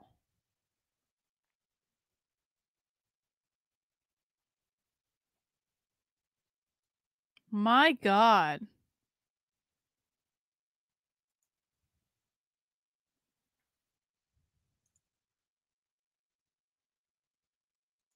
There's actually a lot more than that, Devin, but I'm on multiple different platforms, so you're probably on one of the small ones. Said that they were claiming that they were helping these disabled people because they were committing mercy killing, that disabled people were better off dead. So this idea that it would be better if we had a world where there were no sick or disabled people. And where did this idea come from? Obviously, there are many complicated roots to the Holocaust. There's anti-Semitism. There are many, many important factors. One factor was a scientific movement called Eugenics. Oh my God. This was a movement that did not originate in Germany. Here we go. It actually originated in Britain and in the United States. This was a movement that said that the goal to having a better society is weeding out defective people. You want to encourage tall, blonde, healthy, able-bodied, muscular people who you call fit. Exactly what they're trying to do now with the unvaccinated, as it turned out. Oh, what a difference 4 years makes. You want to encourage them to... This is why elections matter. This is why conservatives and Republicans need to stop fucking around, because if they don't, these people are going to control the future of our country. To reproduce, and you want to prevent everybody else from reproducing, seeing certain people as intrinsically less worthy than others. And when Hitler came to power, one of the things that he said right away is, Germany is behind. We need to catch up with the United States because they're doing a much better job than we are on eugenics. And one of his first actions was to pass a sterilization law requiring that so-called defective people be sterilized against their will. And he modeled that law after a piece of legislation that was already in effect right here in the state of California. Listen, every single time I talk about how much I think conservatives suck, it's because I need conservatives to be better. I understand the libertarians aren't going to win anything anytime soon. Conservatives need to be better. They need to start taking their responsibility in the culture war a lot more seriously than they're taking it. And because when conservatives don't take their responsibility seriously, we get this. We get the Holocaust compared to people telling a 400-pound person that she could lose some weight. It's not the same thing. So we see all of these commonalities here. I want to be absolutely clear as I'm talking about this that I am not making a comparison Yes, you are. between the Holocaust and fat phobia You as it is expressed literally in this country and in are. the world today. I'm not comparing. There's no comparison to be made between the extreme magnitude of that human tragedy. What I do want to say, though, is that when you really get down to the root of these problems, when you really look at it, at the end of the day, hatred is hatred and oppression is oppression. And it is never okay to say this kind of oppression happening to somebody else, this kind of oppression happening to me, that it's all right, that it's... You literally just spent the first 10 minutes of this lecture making a massive Holocaust comparison that didn't even make sense. Why would you start a lecture off that way if you didn't intend to make a comparison to the Holocaust? That makes no godly sense. This woman teaches at a university level. It's not that bad. We should have picked this one. I'm starting to learn which lectures are going to provide fruitful reaction and which are not. I promise to do better in the future. Because hatred always does violence. It does physical and psychic violence. It is never harmless. Psychic. It is never okay. Wait. Psychic violence?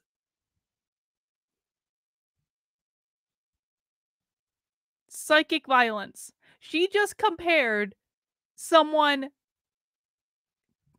beating the crap out of you, or worse, with psychic violence.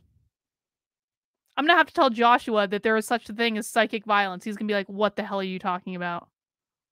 And it's also really, really important as we move into this conversation about fat phobia and fat justice and queerness to remember that just because doctors and scientists are the ones on the front line saying, we are doing this for your own good, we are doing this for health, that does not mean that it's not oppression. That does not mean that it's all right. So now I'd like to move into my talk about fat justice and why I think that fat justice is totally queer. In the feminist movement, one of the key insights new bingo square, is psychic violence. that the personal is political. And what that means is that political oppression is not just something that other people out there are doing, out there in some world that doesn't touch us, that all of these issues directly impact us every day in our lives. And that it's important, therefore, whenever you're talking about political oppression, to really think about how does this affect me? How does this touch my heart? How does this constrain my life? So I want to talk a little bit about why the issue of fat justice is so deeply important to me, so close to my heart for some personal reasons. I've already mentioned being Jewish, and so certainly living in a world where there's anti-Semitism, where there's a history of violence against Jewish people, has given me a really acute awareness of the damaging effects of oppression. Also, within the Jewish spiritual tradition, she seems very oppressed. We have a value that we call Tikkun Olam, which means to heal the world or to repair the world. And that means that it's important when you see something that is wrong, see somebody being hurt, that it's really important to do something about it. Another reason that the issue of fat justice is so important to me is my family, in particular, my queer family. Did something happen with Don Lemon? Joshua just texted me, did you hear about Don Lemon? What happened with Don Lemon? Does he mean Chris Cuomo? He might mean Chris Cuomo. What the hell happened with Don Lemon?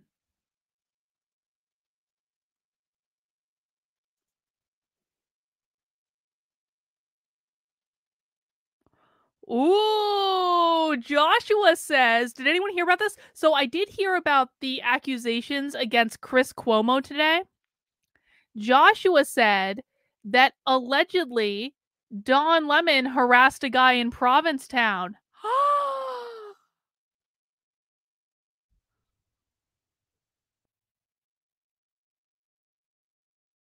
Joshua is very excited about this. He says, I've been waiting for this day to shut up his big mouth. All right, let's keep going. When I fell in love with my wife, and we were married a few years ago, and I fell in love with her a good many years ago. She is like the most extraordinary, magnificent, and wonderful person that I have ever met, and I am so lucky and so blessed that she came into my life and that we fell in love. And when that happened, it was obviously a very queer thing because we're both lesbians and we're two women and we're falling in love and we're getting married, and that's a very queer thing. Lesbians don't exist anymore, I'm sorry. Queer studies got rid of lesbians. Your academic field got rid of your sexuality. Congratulations. It was also a very fat positive thing at the same time because my wife happens to be fat. And so I was kind of violating two different social taboos at the same time. One is the idea that everybody's supposed to be heterosexual, and I wasn't doing that. And then the other one is this idea that everybody is supposed to Hang on. This was filmed in 2017. What year was gay marriage legalized? Remind me again what year gay marriage was legalized. I'm pretty sure that was 2015.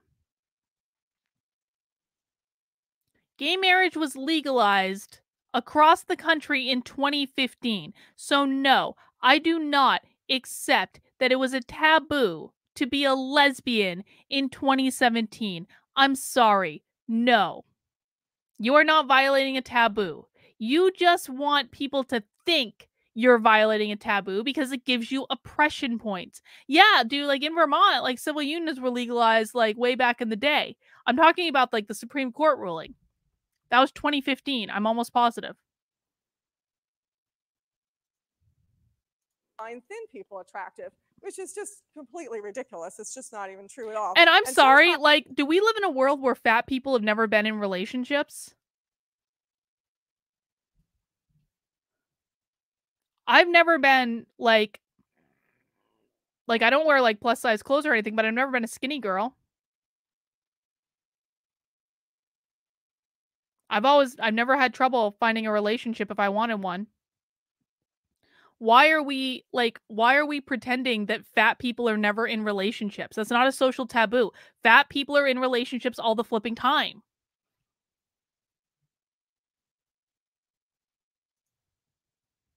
Times when I talk about my wife and how much I love her and how I'm attracted Yeah, to exactly. her, Exactly. people say, I mean, he was the king of England, so let's like keep that in mind. But Henry VIII was enormous and got all those women. He did execute 2 of them. You know?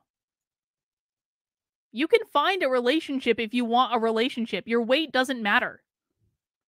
It doesn't. I'm sorry. You might get some no's because, like, not everyone's going to like you, but, like, it's not hard to actually find a relationship if you really want to be in a relationship. Schwan Hammond says, have you seen the 2 Moms animated army yet? Yes, I have. You know, I mean, listen, like, I didn't mind the story that much, but it's like, I don't know, like, that's what they're I don't understand why that's what they're focusing on. Shouldn't an ad for the army focus on being powerful? Not woke? Yeah, chubby chasers are a thing. They've always been a thing. You can find a relationship if you want a relationship. They just want to score victim points.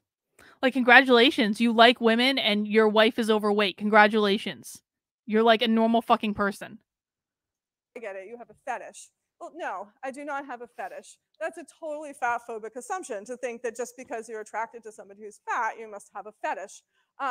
Or similarly, there's this idea that you have to like teach yourself and learn and work it up. And it's really just like anything else. It's that people have the capacity to have all kinds of different attraction and all kinds of different love.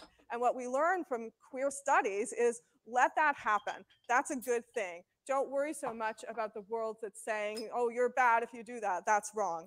So No one's definitely saying you're falling in love with bad my for wife is liking a very fat queer and person. also very fat positive. No one I is also saying would like that. to take That's a a moment to lie. speak about my niece. She's my niece by marriage and my wife's niece by family lineage and by blood, and she is a fabulous and extraordinary lesbian, feminist, and fat activist, and she's also a fat woman. And so all of us, the three of us together, Jane and Jennifer and I, are constantly talking about these issues of queer justice and fat justice. And Jennifer actually makes a joke sometimes. She says that, you know, it's kind of like the family business. Like, you know how Sorry to sometimes hear you might that, be a Elizabeth. family Feel and it's better. like, oh, our family is in the upholstery business. Or like, our family's in the beer making business. So for us, our family, we're in the business of fat justice and queer justice. Oh my So God. fat studies and queer studies and fat justice and queer justice are just totally bound up with each other in my life. Also, I have some disabilities. People will look at me and say, but you don't look disabled. And of course, that's because, as you know, not all disabilities are. She is just racking. Remember, this is like 2017, right? So this is like when woke was peaking before it, like, you know, I mean, it was kind of mainstream, but like we've escalated since then. But this was like the prime era for like stacking up those fucking intersectionality oppression points. She's just stacking them up. How is she disabled? She's probably going to say she has autism. Who wants to bet for autism?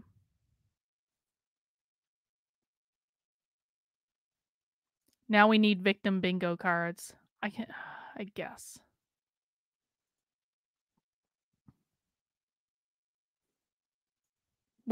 Who wants to guess what her disability is? Glasses. Glasses could be that I'm disabled. I get victim points. Anxiety could be a disability, I suppose. What are the guesses for what her disability are? I don't want to make fun if it's something serious, but like, she does not look disabled. I'm sorry. PTSD, dyslexia, stupidity, dyslexia. Let's see. Let's see what her disability is. Are visible.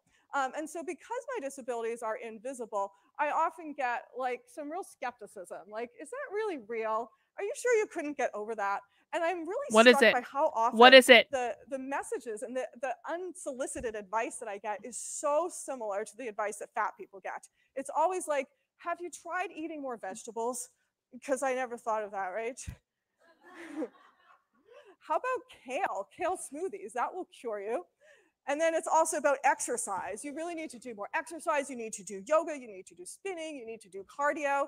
And the thing is, as most people with disabilities know, maybe you can do those things, maybe you can't, maybe you like them, maybe you don't. It all depends on your body. But if you have a chronic illness or disability, those things are not making that go away. We already thought of all that stuff. And fat people are getting the same exact thing all the time. Like, oh, yeah. So she's not going to tell us what her disability is. Yeah. IBS. High blood pressure.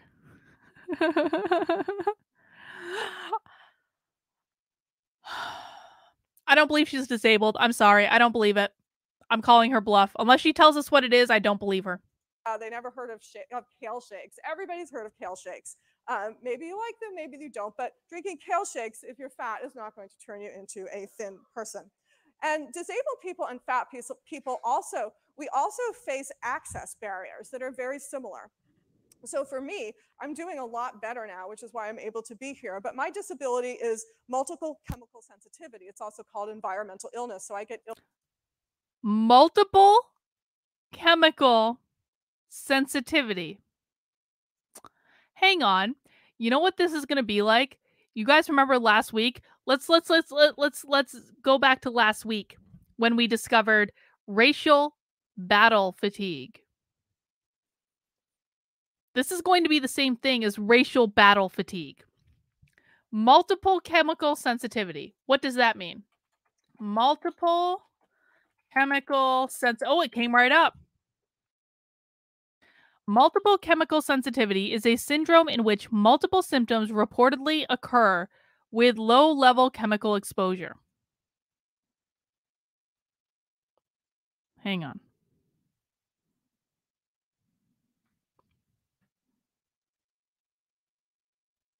There has been insufficient scientific evidence to confirm a relationship between any of the possible causes and symptoms. She has literally invented a disability.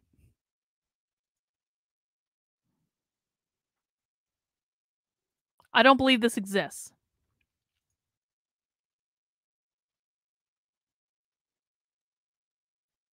Multiple chemical sensitivity, I'm looking at Wikipedia now, is also known as idiopathic environmental intolerances, is an unrecognized and controversial diagnosis characterized by chronic symptoms attributed to exposure to low levels of commonly used chemicals. Symptoms are typically vague and nonspecific. They may include fatigue, headaches, nausea, and dizziness.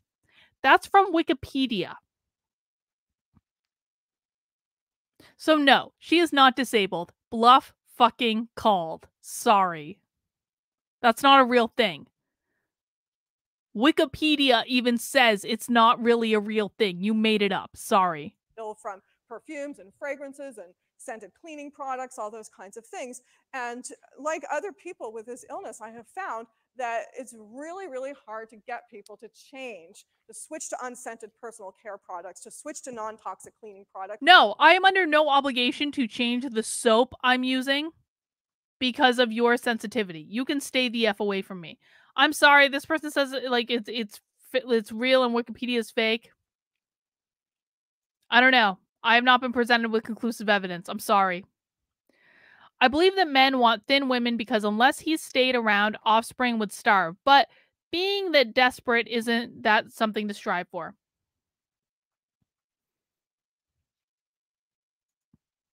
Being that desperate isn't something to strive for. Yeah. See, here's the thing. Here is the thing. 010101B. Here's the thing. It may very well be a real thing. I can acknowledge that there might be some instances which it's a real thing. I just don't believe that she has it. I think she wants points. I think she wants points for as many things as possible. Listen, man. This is the game these people are playing.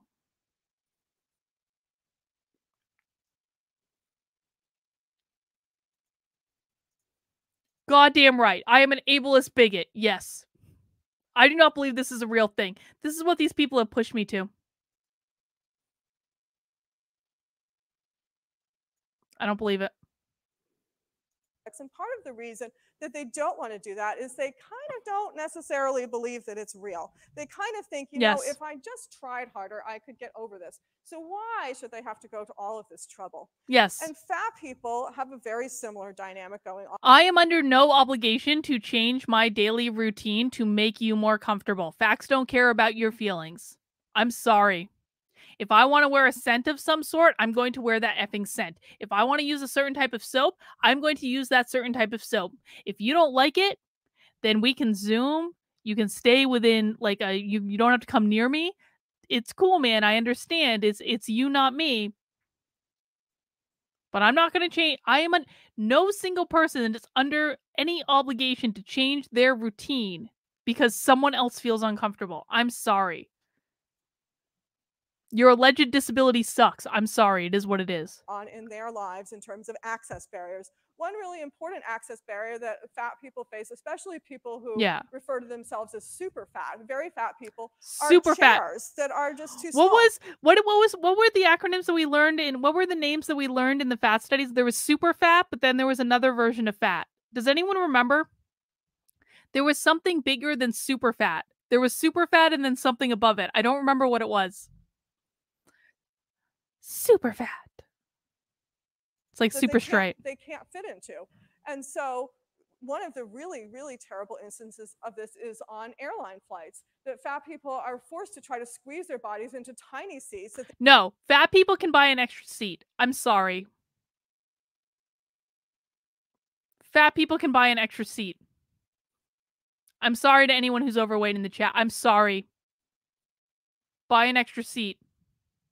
Because you know what? You inconvenience other people when you try to fit into one seat. I'm sorry. I'm just speaking facts, man. I'm not the thinnest person in the world, but I fit into the damn airline seat, so I don't need to buy an extra seat. It is what it is. It sucks. Life is unfair. My father always said, like, life sucks and then you die. Life is unfair. It is unfair that airline seats are not made for 600-pound people. It is unfair. Buy an extra seat. Go on Southwest. Southwest will accommodate you with the middle seat.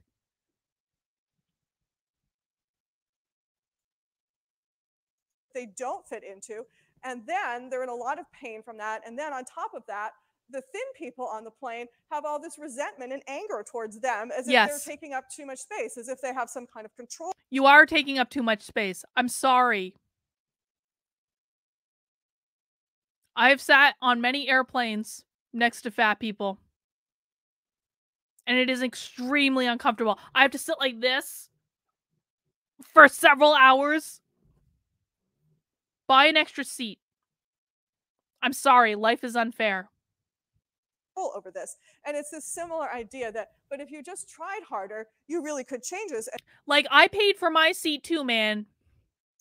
I paid for a full seat on the flight. I did not pay for half of a seat where I have to sit like this to accommodate a fat person. You're taking up my fucking seat. I have a right to be annoyed. She suffers from natural selection disability. Thank you, Schwan. And then you would be fat and we'd all have room on the airplane, and that's not how it is. There was a list of further reading that was, I think it went up on Moodle for people who are in this class. And I also want to add to that something that you might take a look at. It's on, you can just Google Flying Wall Fat, which is an animated film by a fat activist named Stacey Bias. And it gives you a really, really strong sense of what it's like to be a fat person flying in a fat-phobic and inaccessible society. And there's one last, yeah. Oh, okay.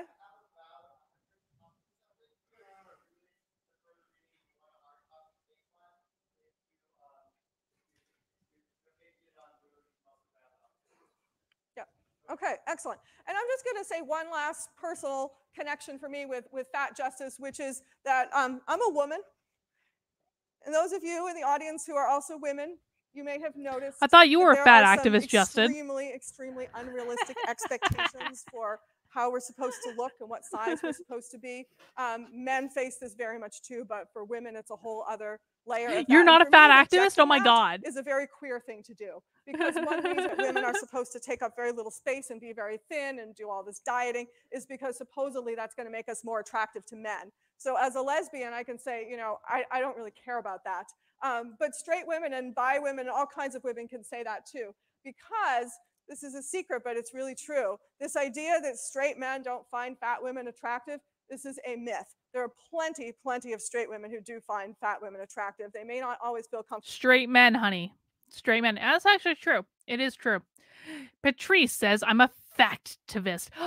We should make t-shirts that say factivist. Guys, do you remember when I made the person of non-color t-shirt a couple weeks ago on Happy Hour? Teespring took it down. Teespring took down my person of non-color t-shirt. We should make factivists.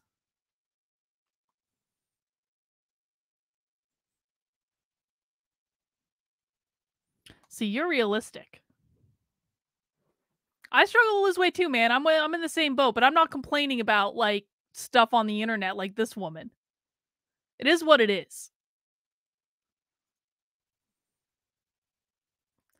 Factivist.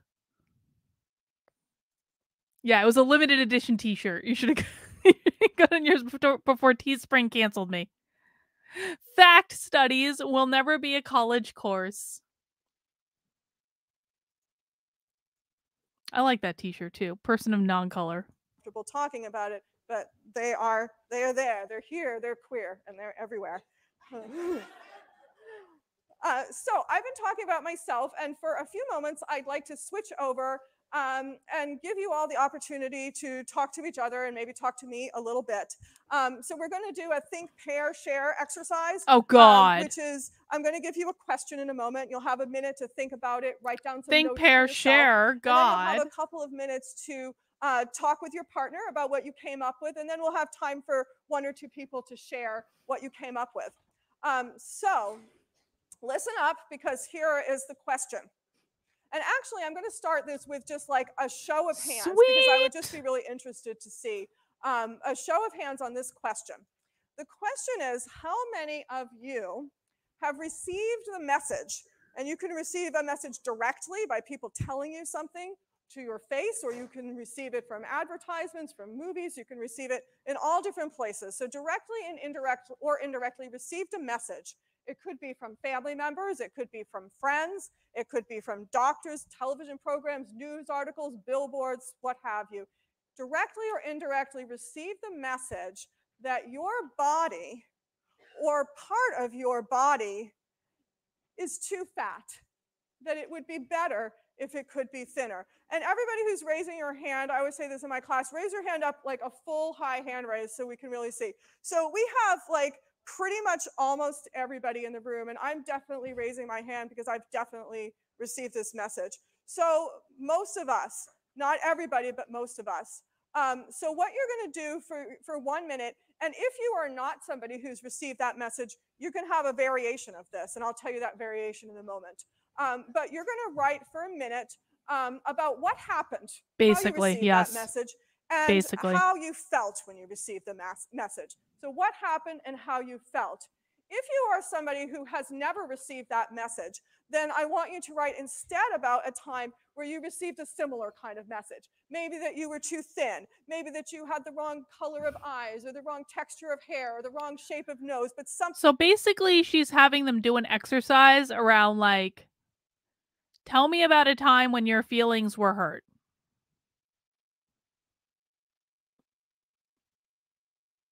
Listen, man, like, the very best thing that can happen, maybe not the very best thing, one of the moments that will define anyone's character in life is when they have their feelings hurt. Telling people that they have a right to go through life without having their feelings hurt is not going to allow them to build any resiliency for when it happens. Something about you that just wasn't okay. And if you are the one person Yes, in the world that I have never met who they never do. received any message like that whatsoever about your body, then you're a very privileged person. But what you can write about is a time that you heard, that you saw this happening to somebody else. So we'll take a minute now, take out a sheet of paper, and just write what comes to your mind. Indeed. What happened and how did it make you feel? And Chris, if you could help me keep the time for 1 minute. 1 minute. 1 minute. That either that Never lasts for just a minute. Did everybody hear the question and the assignment? They're working it out.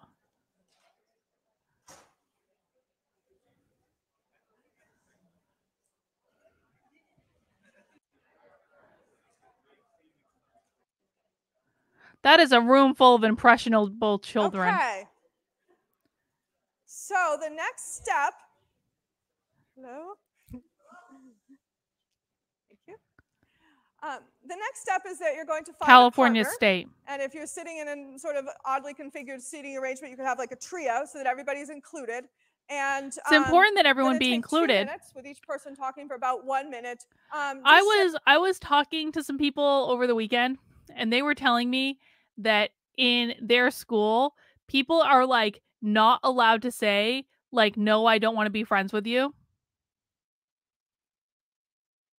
Children are not allowed to say, no, I don't want to be friends with you, because they want everyone to feel included. My God, we are raising a generation of snowflakes.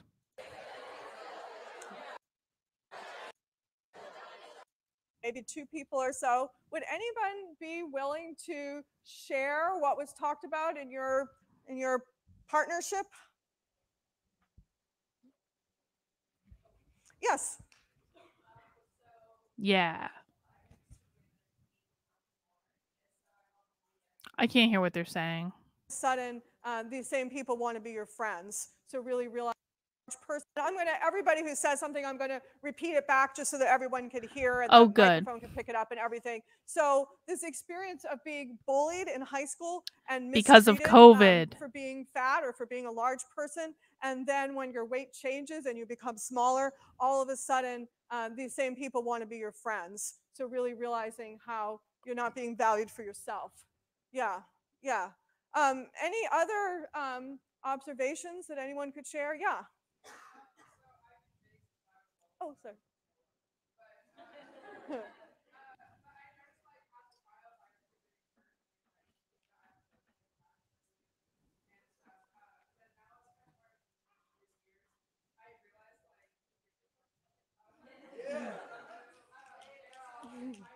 Exactly. Exactly. Life is unfair. Deal with it. Being woke is not the answer. Deal with it. Yeah. You wear it well, yeah, my friend. That's really awesome. And just so everybody can hear and that it's getting recorded and everything, there's an experience of always being fat and when you're younger, feeling really hurt by the bullying and the stigma. And as you get older, really taking on this kind of what I would describe as a queer attitude and being like, well, fuck that. I don't care what you think. And maybe you're just jealous of me. And also, I really liked what you said about having other people's backs when they're going through fat oppression and fat stigma. So yeah, these are really really excellent, both of these, and thank you for have each other's backs when they're going through fat oppression and fat stigma. Fat studies is where it's at, man. We're gonna watch more fat studies stuff. I find fat studies absolutely fascinating because of all the different grievance studies. It's like the only thing that someone can actually have some control over. I expect you all to support me.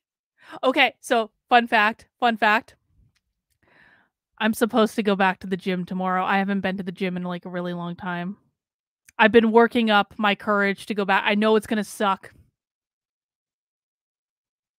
There was a time before COVID, I was going to Orange Theory like every fucking day.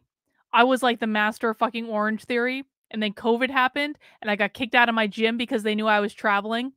I'm going back to the gym tomorrow. It's going to happen. And I'm not looking forward to it. I'm not. I'm really not. I'm not going to Orange Theory. I'm going to Planet Fitness. I'm going to walk on the treadmill. I'm going to lift some weights. But I expect all of you to support me. I'm going to come back. I'm going to be like whining about how much pain I'm in for a couple of weeks. It's going to be fine. But I expect all of you to support me. I feel oppressed. I will be oppressed by the treadmill. And by the weights, by the free weights. For talking about those. What I kind of think, you know, when I looked around the room and saw all these people with their hands up about this idea that some part of us is too fat or that all of us is too fat, is that fat phobia, and this is really important, it affects everybody. It affects fat people more. Fat people get I more appreciate the stigma and support. more hostility. But every single one of us, even people who are thin, are affected by it. And a $20 super sticker, Pip. Thank you. I appreciate the bad dog icon as well, too. Says, you are amazing. It's got a little dancing fitness guy. No, it's week 2 to 3 is the worst. I know. Week 2 to 3 is the worst. Because, like, the first couple weeks, you're, like, riding high. And, like, week 2 to 3 is when your defenses start breaking down. Because, like, you're trying to build up a new habit. I'm not looking forward to it. Yeah, fuck leg day. Leg day sucks. Leg day sucks. I hate leg day the most. I'm really good at lifting weights, though. When I was doing Orange Theory, I was, like, lifting heavier weights than the men at Orange Theory, like, all the time. I was really proud of myself. I'm gonna get myself back into Orange Theory shape. Orange Theory is effing hard, man. I'm going slow. I'm not gonna push myself too hard, because if I push myself too hard, I'm gonna hurt myself, and I'm not gonna want to go back to the gym. But I'm doing it. Joshua and I planned the best day. No, leg day is not the best day. Leg day is the worst day. The best day is chest day. Like, I like chest day. I like arm day. I don't like shoulder day. Back day is okay. I can't do deadlifts, though. Deadlifts are the worst. Orange Theory is basically like, it's like circuit training. It's like you do the rower and then you do weights and you do treadmill. It's fun. I like Orange Theory a lot. I've been paying Orange Theory for the entire last year and not going at all. But I'm going to go back. I'm going to do it. And in this way, it's very much like queer phobia, that with queerness, there's this idea that, you know, anybody could turn at any time. So Yeah, right? Yeah, I'm fucking strong, man. Right, so Yeah. so everybody who may not currently identify as lesbian, gay, bisexual, trans, intersex, or asexual needs to be monitoring themselves, needs to be watching themselves, because what if? What if we cross over that line into that bad category and people start to not like us as much and people start to make fun of us? So we're all under this system in terms of gonna be fine. heteronormativity and in terms of fat phobia. We're under this system of surveillance. You're doing more work So than I am. wouldn't it be nice? This is my idea. I mean, I didn't make up this idea, but this is my idea today. Like, wouldn't it be nice if we could just totally get rid of fat phobia? Like, just imagine that we're on a ship and we could like pick it up and throw it over. Okay, let's just all pretend for a second that we don't live in a world where fat phobia is a thing. Can we all just for a moment pretend that fat phobia is not a real thing? Oh wait, we live in that world already. Fat phobia is made up. It's made up.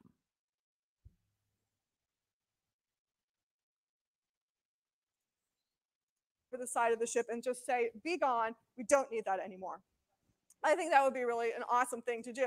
And I think that we all can help to make that happen. I do want to say, though, because I know from past experience that when I've said this before, some people get really mad at me. And some people say, oh, no, you cannot do that. I wrote an article for Bitch Magazine a few years ago, and I got Bitch Magazine hundreds and hundreds of angry people writing to me. No, you because I didn't. was saying something very similar, like queer folks and feminists, let's embrace fat justice. And people said, you are going to cost people your lives. Being fat is going to kill people. This is about health. We have to stop this now. So I really wish that I had like another hour. She absolutely did not get hundreds and hundreds of angry emails from an article in Bitch Magazine. I call that bluff. I want receipts. I don't believe her. I wrote for fucking Forbes for over a year. I never got angry emails about. No, that's not true. When I did, there was one piece that I got angry emails for. And that was a piece about men who were falsely accused of sexual harassment in the workplace. And when I was doing research for it, I got emails from people saying, how dare you insinuate that men are ever falsely accused in the workplace? That was the only article I wrote in the entire time I was contributing to Forbes that I got angry emails for. That was it. How dare you write an article about men being falsely accused of sexual harassment? To take you through all of the medical information, and we just don't have time. But what I do want to tell you is a few key points. The main point is that what you're reading in the newspaper, what you're hearing from the medical profession about fat people is just not true. And if you look at the further reading list, there are tons and tons and tons of books and articles that are explaining this. But something to be really aware of is that doctors in the medical profession actually don't know everything. It seems like they do, they act like they do, but in reality they don't. And they are subject to stigma, I mean, not to stigma, to perpetuating stigma and prejudice just like the rest of us. In fact, there's a really strong history of that. I will do another show of hands, but I'm pretty sure I know what the result is going to be on these next few questions. How many people here believe that women should not engage in any kind of intellectual work? Because if we do, that's going to take all of the blood and all of the energy away from our ovaries, where it belongs, and take away from our sexuality. No Really? takers on that. Oh, we have one, but I don't believe it. I don't believe you really think that. So nobody believes that. But not that long ago, this is what doctors and scientists were saying. This was a very common belief, very similar. And you can see how it's an anti-queer belief, because it's the idea is that women, our job is to be heterosexual. Our job is to be at home with men. Our job is to be taking care of men. And if we deviate from that, we're going to get some kind of disease. Now, here's another one, and I'm almost sure I know we're going to get no takers on this one either. But how many people believe that people of color, especially Black people, have too much sexuality, that they have some kind of innate biological sexual depravity, and that they need white people to help them keep under control? What? What the fuck? What? I've never heard of that before. I've been doing happy hour for months. I have never heard the stereotype that Black people are depraved sexually and need white people to satisfy their sexual urges. Where the fuck did that come from? Don't get the lunk alarm for lifting weights. I'll try not to get the lunk alarm. I make no guarantees. What the fuck was that about? Yeah. Shannon, remember when bi-curious was a thing? It seems like no one can even be trans-curious. That would require the hormonal process to slow down. What the fuck? Is she spreading... Why is she spreading stereotypes about black people? She's creating a stereotype right now. Teaching an impressionable room full of children a stereotype about black people that isn't a real thing. No one has ever heard of that. No one has ever heard of that. I'm getting laughs. Absolutely not. They're laughing because they've never heard of it. You just made it up. You made it up, Anna. Because that's totally racist nonsense. That's just horrible, not true, totally not true lies. And yet, you don't have to go that far back in history to see doctors and scientists of the day. This was accepted scientific fact. The same way that we're always hearing now about the obesity epidemic, this is what we were always hearing about people of color. What? I will give you one more example, and I'm 100% positive that it's going to be all no, but I still want to be scientific about this. She's saying that because back in the day, around the turn of the century, around 1900, there was a stereotype that said that African Americans crave sex more than the average bear. She's saying that is the same thing as people looking at fat people and thinking they're unhealthy today. It is not the same thing. Those are two different things. Those are two completely different fucking things.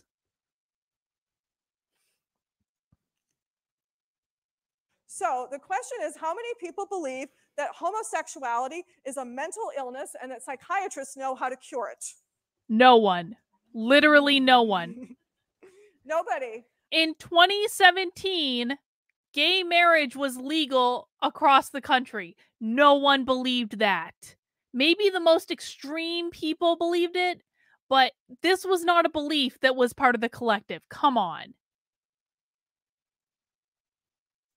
Does anybody know when that was taken out of the homosexuality was removed from the Diagnostic and Statistical Manual, the American Oh, by the way, side note, the DSM-5 was supposed to be the last DSM that was going to be created. We now know that the APA is creating a new version of the DSM, which is going to solidify all this woke bullshit. So these people have successfully influenced. I mean, the field of psychology and psychiatry is now completely fucking woke. They are literally rewriting the fucking DSM to appease the woke people. There will be a new version of the DSM coming out. I have an email from the APA that tells me that. In LA, I got the lunk alarm for too much effort. I've never gotten the lunk alarm at Planet Fitness. Like, why would anyone do that? I don't understand. Rachel says, the great obesity epidemic of 2014. How'd you get through it, Grandpa? Oh, it was horrible, Johnny. There was cheesecake and pork chops everywhere. Underwear goes outside inside the pants. Yeah, the Cheesecake Factory is responsible for the obesity epidemic. Fucking hell, now I want cheesecake. We don't have a Cheesecake Factory near us either. God fucking damn it. I would order a whole fucking thing of cheesecake just in response to this. We need secession. These people think I am insane for not wanting lockdowns, vaccine passports, and mask mandates. We hate their comparisons. They hate ours. I have recently come around to this idea. I'm there. We need to secede. We do. Underwear Goes Inside the Pants is an incredible song. Costco cheesecake? No. Just say no to cheesecake. Get a lava cake is delicious, but let's just be honest. Like, there are some cheesecakes at the Cheesecake Factory that are fucking amazing. There's the lemon raspberry cheesecake. There's the banana cream cheesecake. There are some really good cheesecakes at the Cheesecake Factory. I just happen not to have one near me. Psychiatric Association's sort of Bible of what counts as a mental illness. Does anybody happen to know what year that came out?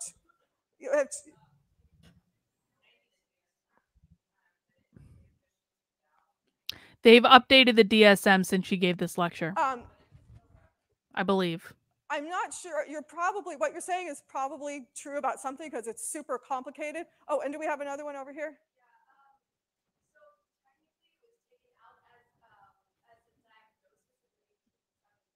Mm-hmm.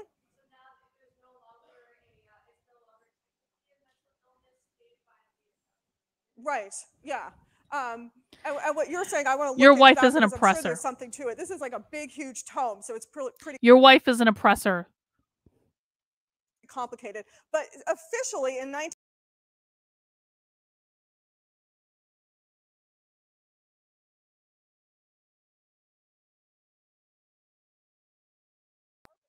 Fuck.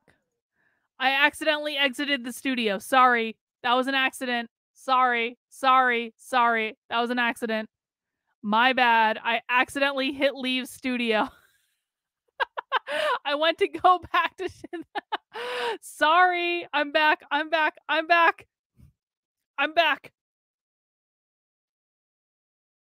God damn it. You know, this is how we can tell Mercury retrograde is in effect, because all the technology is fucking up. YouTube is buffering. I'm accidentally kicking myself out of the studio. This is how we can tell we're in Mercury fucking retrograde. Mercury retrograde ruins everything. It is the worst astrological event. Is anything going on? Because you knew the media was going to hijack this. They were like, they came out yesterday, they were like, Biden won. Are they saying that Biden really won? Is that real? Let us know, Julie. What's going on? Yeah, technical difficulties require cheesecake. God damn it. They took it out. But it was only in 2013 that they removed gender identity disorder from that same manual. So up until then, if you were a trans person, you were officially a person who had a mental illness. So so the point of all this is have a little bit of skepticism when you hear that something is a scientific fact, that a certain group of people who just happen to be oppressed and stigmatized are intrinsically I should ill. send Victor out for cheesecake. And now I want to spend a few minutes talking about how all of this medicalization, this medicalization is really kind of at the crux of what is so queer about fat justice. Because first of all, we have this obsession that there must be some kind of cure. There must be some kind of way to change people. So weight loss dieting is actually a lot like gay conversion therapy. What? Gay conversion therapy is this theory that you can... Wait.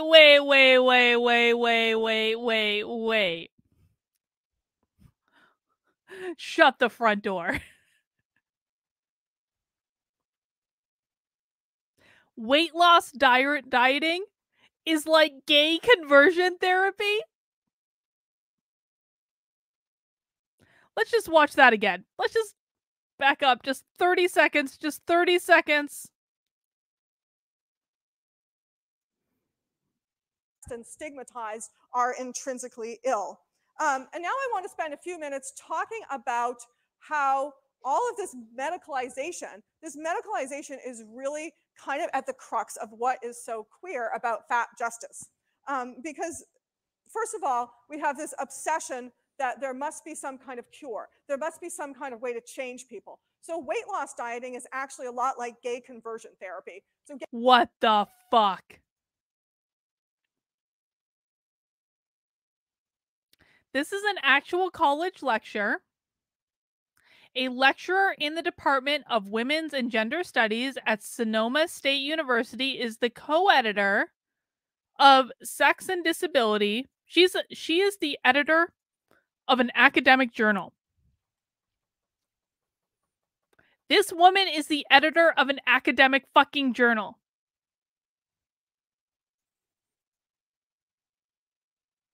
Or maybe that's like a book or something. I don't fucking know.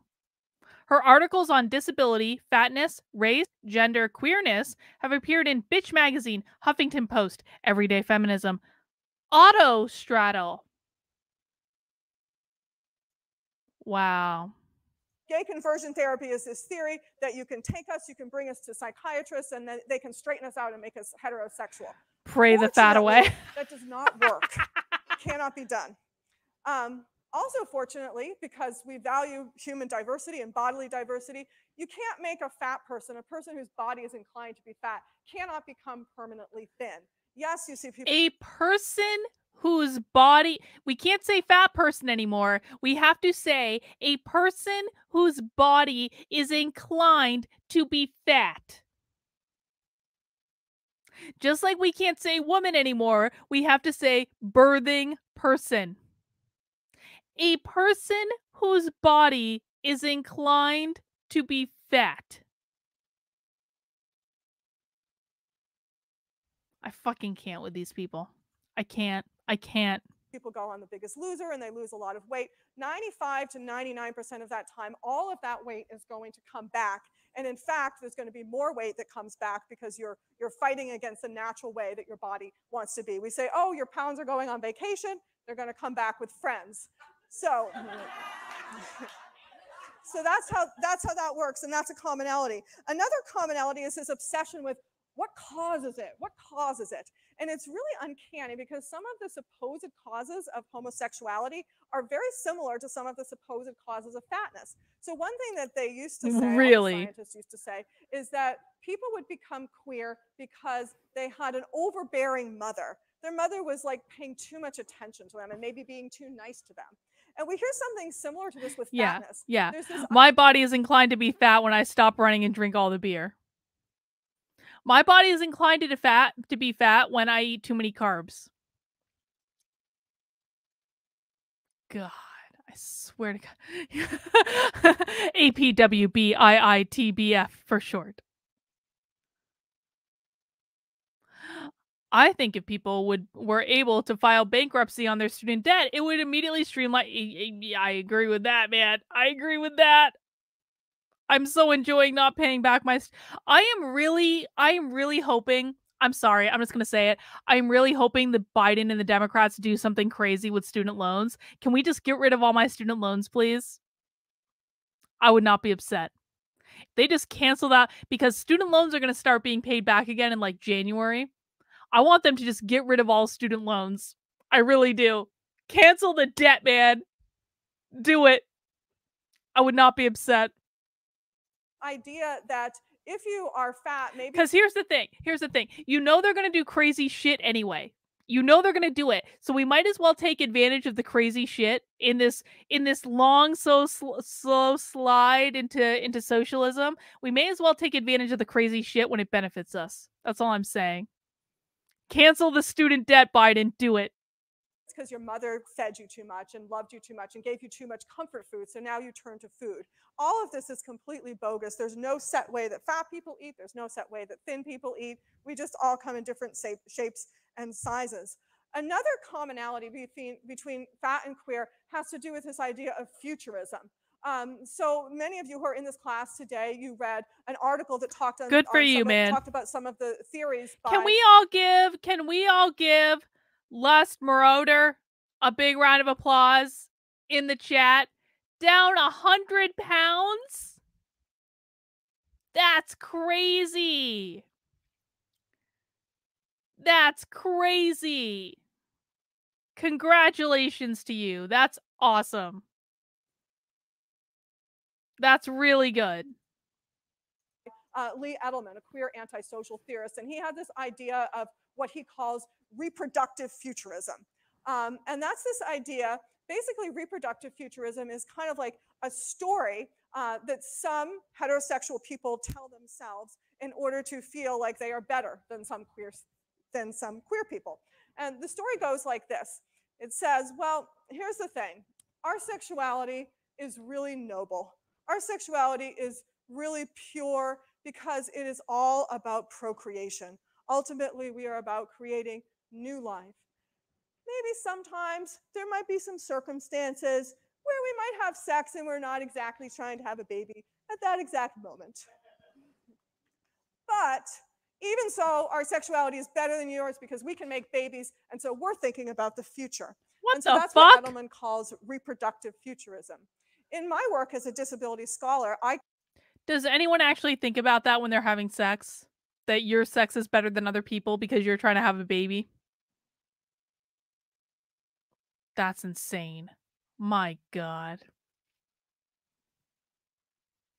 You can do it, Blue Dragon. We believe in you.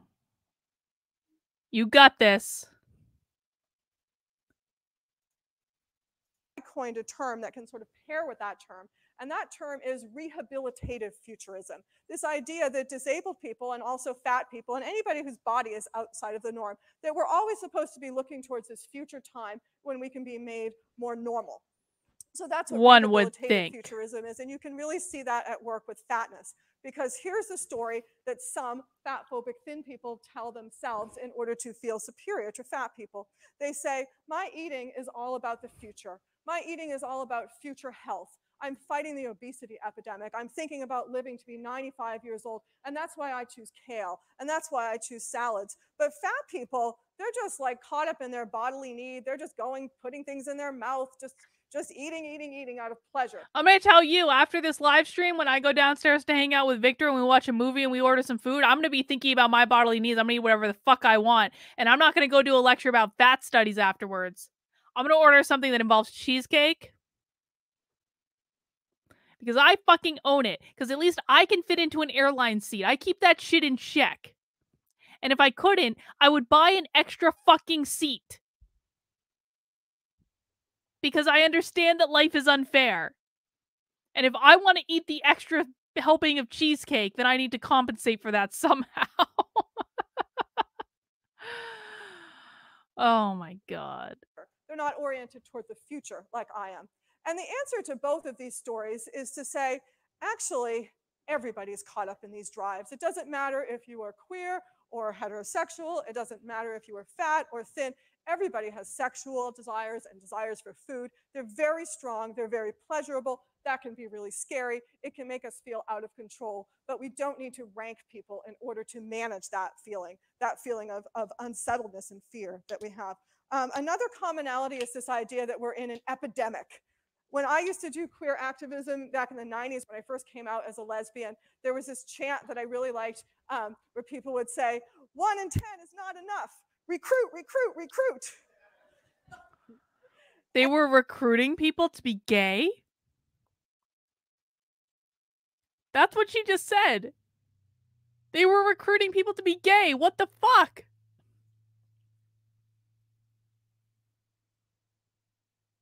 And it was just silly because we're not trying to recruit anyone, but that's what Oh, everybody was really? so afraid of, that we have this epidemic that we're spreading. Also, this idea that we are spreading something to children. Save our children was a big slogan in the anti-queer movement, that children were harmed. I'm gonna be honest. I'm gonna be honest. This might not be a popular opinion. I would totally get the J&J if the government paid off my loans. 100%. I'm already thinking about getting it anyway because I want to go to England.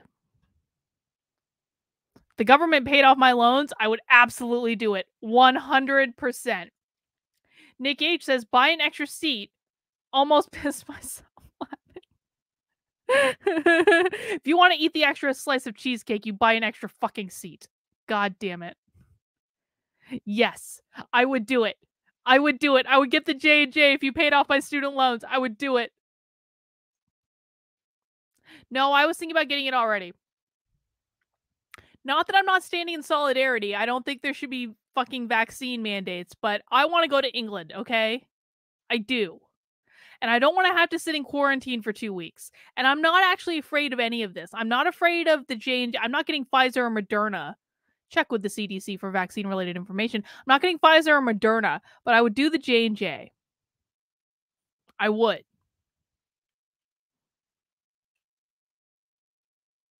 I don't want to sit in quarantine for 2 weeks if I go to England.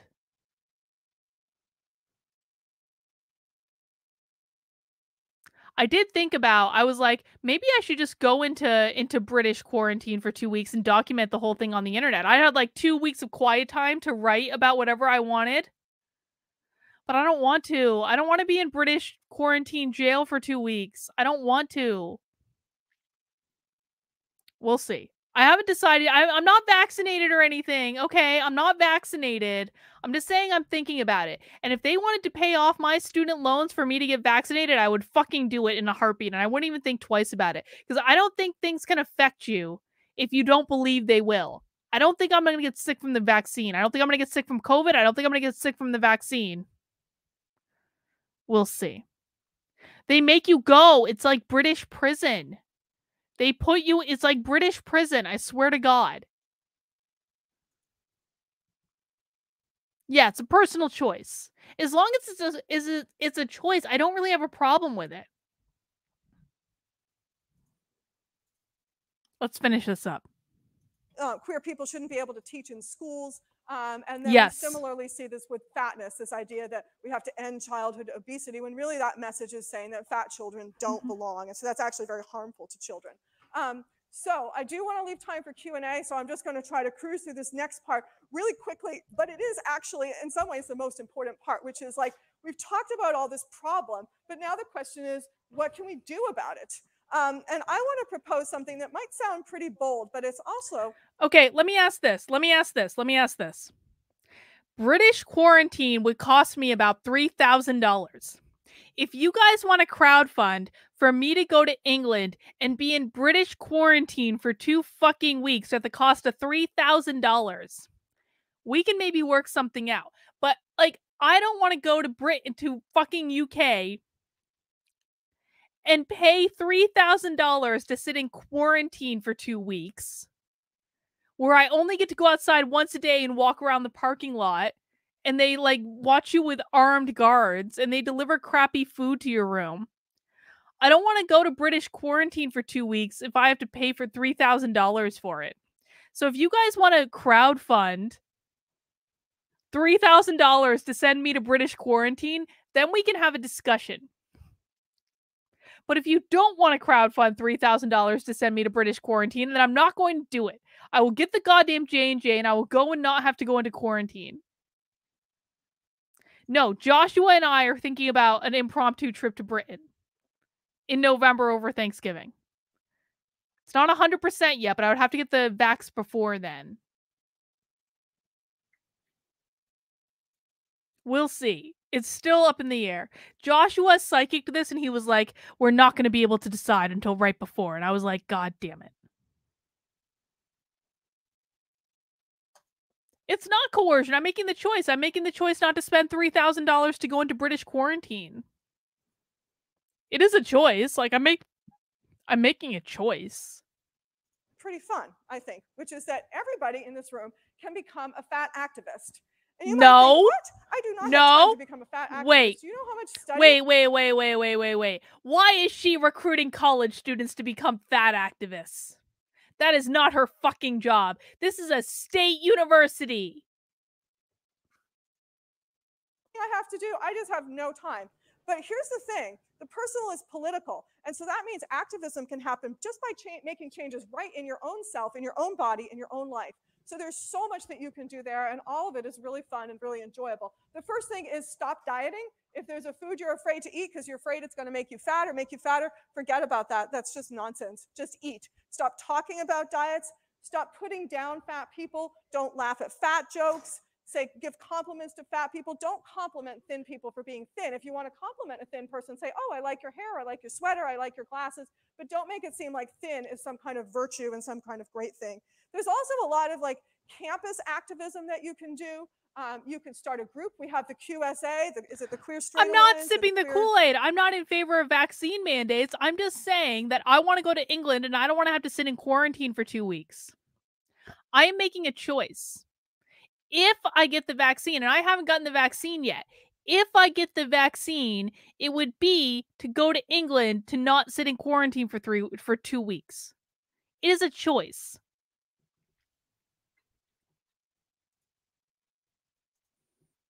Yeah. So you can do something like that with fat. You could team up with the QSA and say, let's do a fat queer event.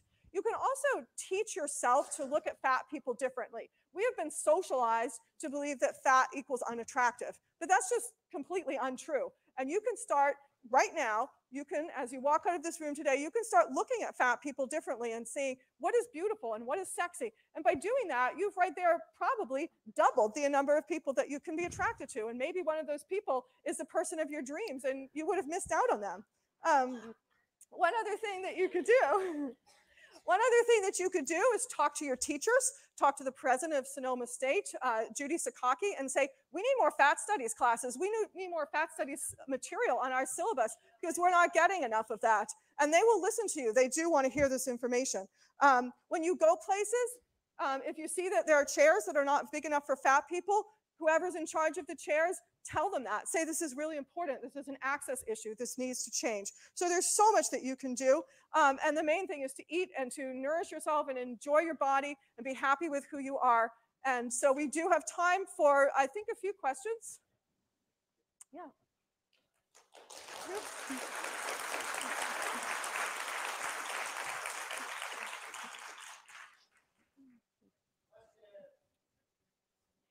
Yes, question. I love it. Great question. And I will be repeating the questions back. That question was, who the hell do we talk to about these chairs? So let's find out the answer to that. Let's talk about that. Great. I love it. Okay. What other questions?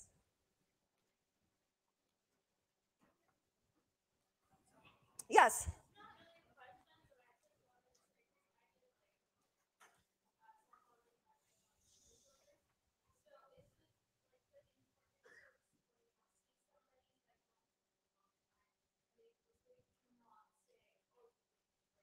Oh, that is so. So the question is, as I heard it, if you see someone that you haven't seen in a long time and they've lost weight, can you like say something about it?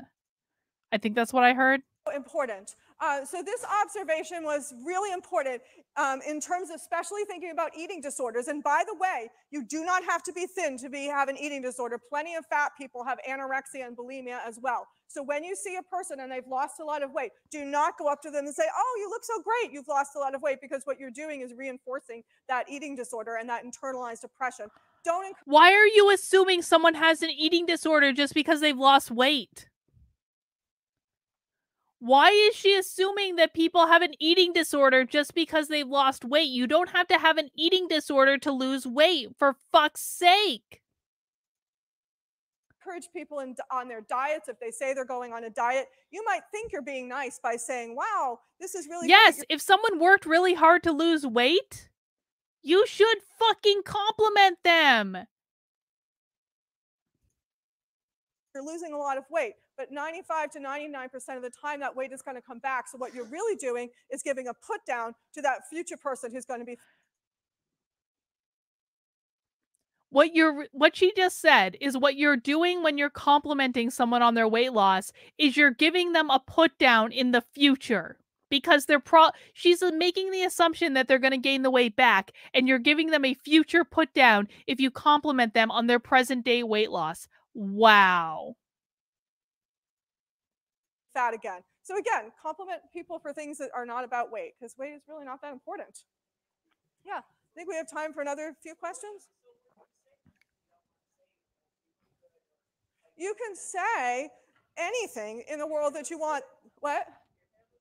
Yeah, say your hair looks good. So the question was, what do you say if you don't want to comment on people's weight? So really, what if that person has a bad haircut in the future? You just said that their weight looks good. What if that person gets a bad haircut in the future? My God. This actually opens up a lot of possibilities, because you can compliment people for anything in the world. Just don't compliment them for being thin, because that's like complimenting somebody for being straight. It's like, who cares, right? No, it's not like complimenting someone for being straight. You can't control being straight. You can't control being gay. You can control your weight. If you get like, oh my God, receiving compliments when you lose weight is an amazing feeling. It is an amazing feeling because it takes a lot of work to lose weight. And people don't always realize how much, like, listen, man, my weight goes up and down. It does. It's up right now, but it goes up and down, right? Like, I feel fucking great when someone says, oh, Carlin, you look great. You lost weight. Thanks. I worked really fucking hard on it. This woman is teaching people to deny other people compliments. That's awful. Do not ever listen to people who tell you not to give other people compliments. It's bullshit. Yes, I saw a question. Was that a question or yeah? Yeah. Oh, that is a really, yeah, I'm just going to like join with giving you a hand on that one. So this question was, how do you talk to families about being less fat phobic? And I wish that I could say like, okay, here I have the magic answer. But what I would say is to really have a sense of alliance with other people, with fat people and queer people and other people that people who are fat or queer are in a sort of unusual situation in regard to our families, because our families may not be fat and they may not be queer. And so we can actually end up feeling like outsiders within our own family. So my recommendation is always to speak from your heart, to talk about how things make you feel rather than like saying you shouldn't say this, you're bad, but you absolutely get to say, this is what I need you to do. This is how I need you to talk to me. I know some fat people who have absolutely drawn a line in the sand with family members and have said, I will not discuss my weight with you. If you discuss my weight, I'm walking out of the room. I will not talk to you again if you discuss my weight. So there are many different approaches, and it is a really hard. Foos Monkey says, I did the 17-day diet and was at 235, dropped to 205 and kept it off. That was 3 years ago. Congratulations to Foos Monkey in the chat. Good work, buddy. Hard and challenging thing, and thank you for asking that question. Thank you.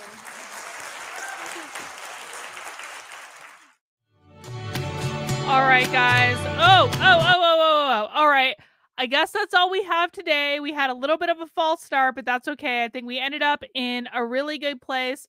But remember, guys, that if you enjoyed this particular happy hour, please make sure you check out my locals community. The URL to join is in the ticker below, kb.locals.com. You can also head over to kb.locals.com/support to become a supporter in my community for $5 a month or $50 a year.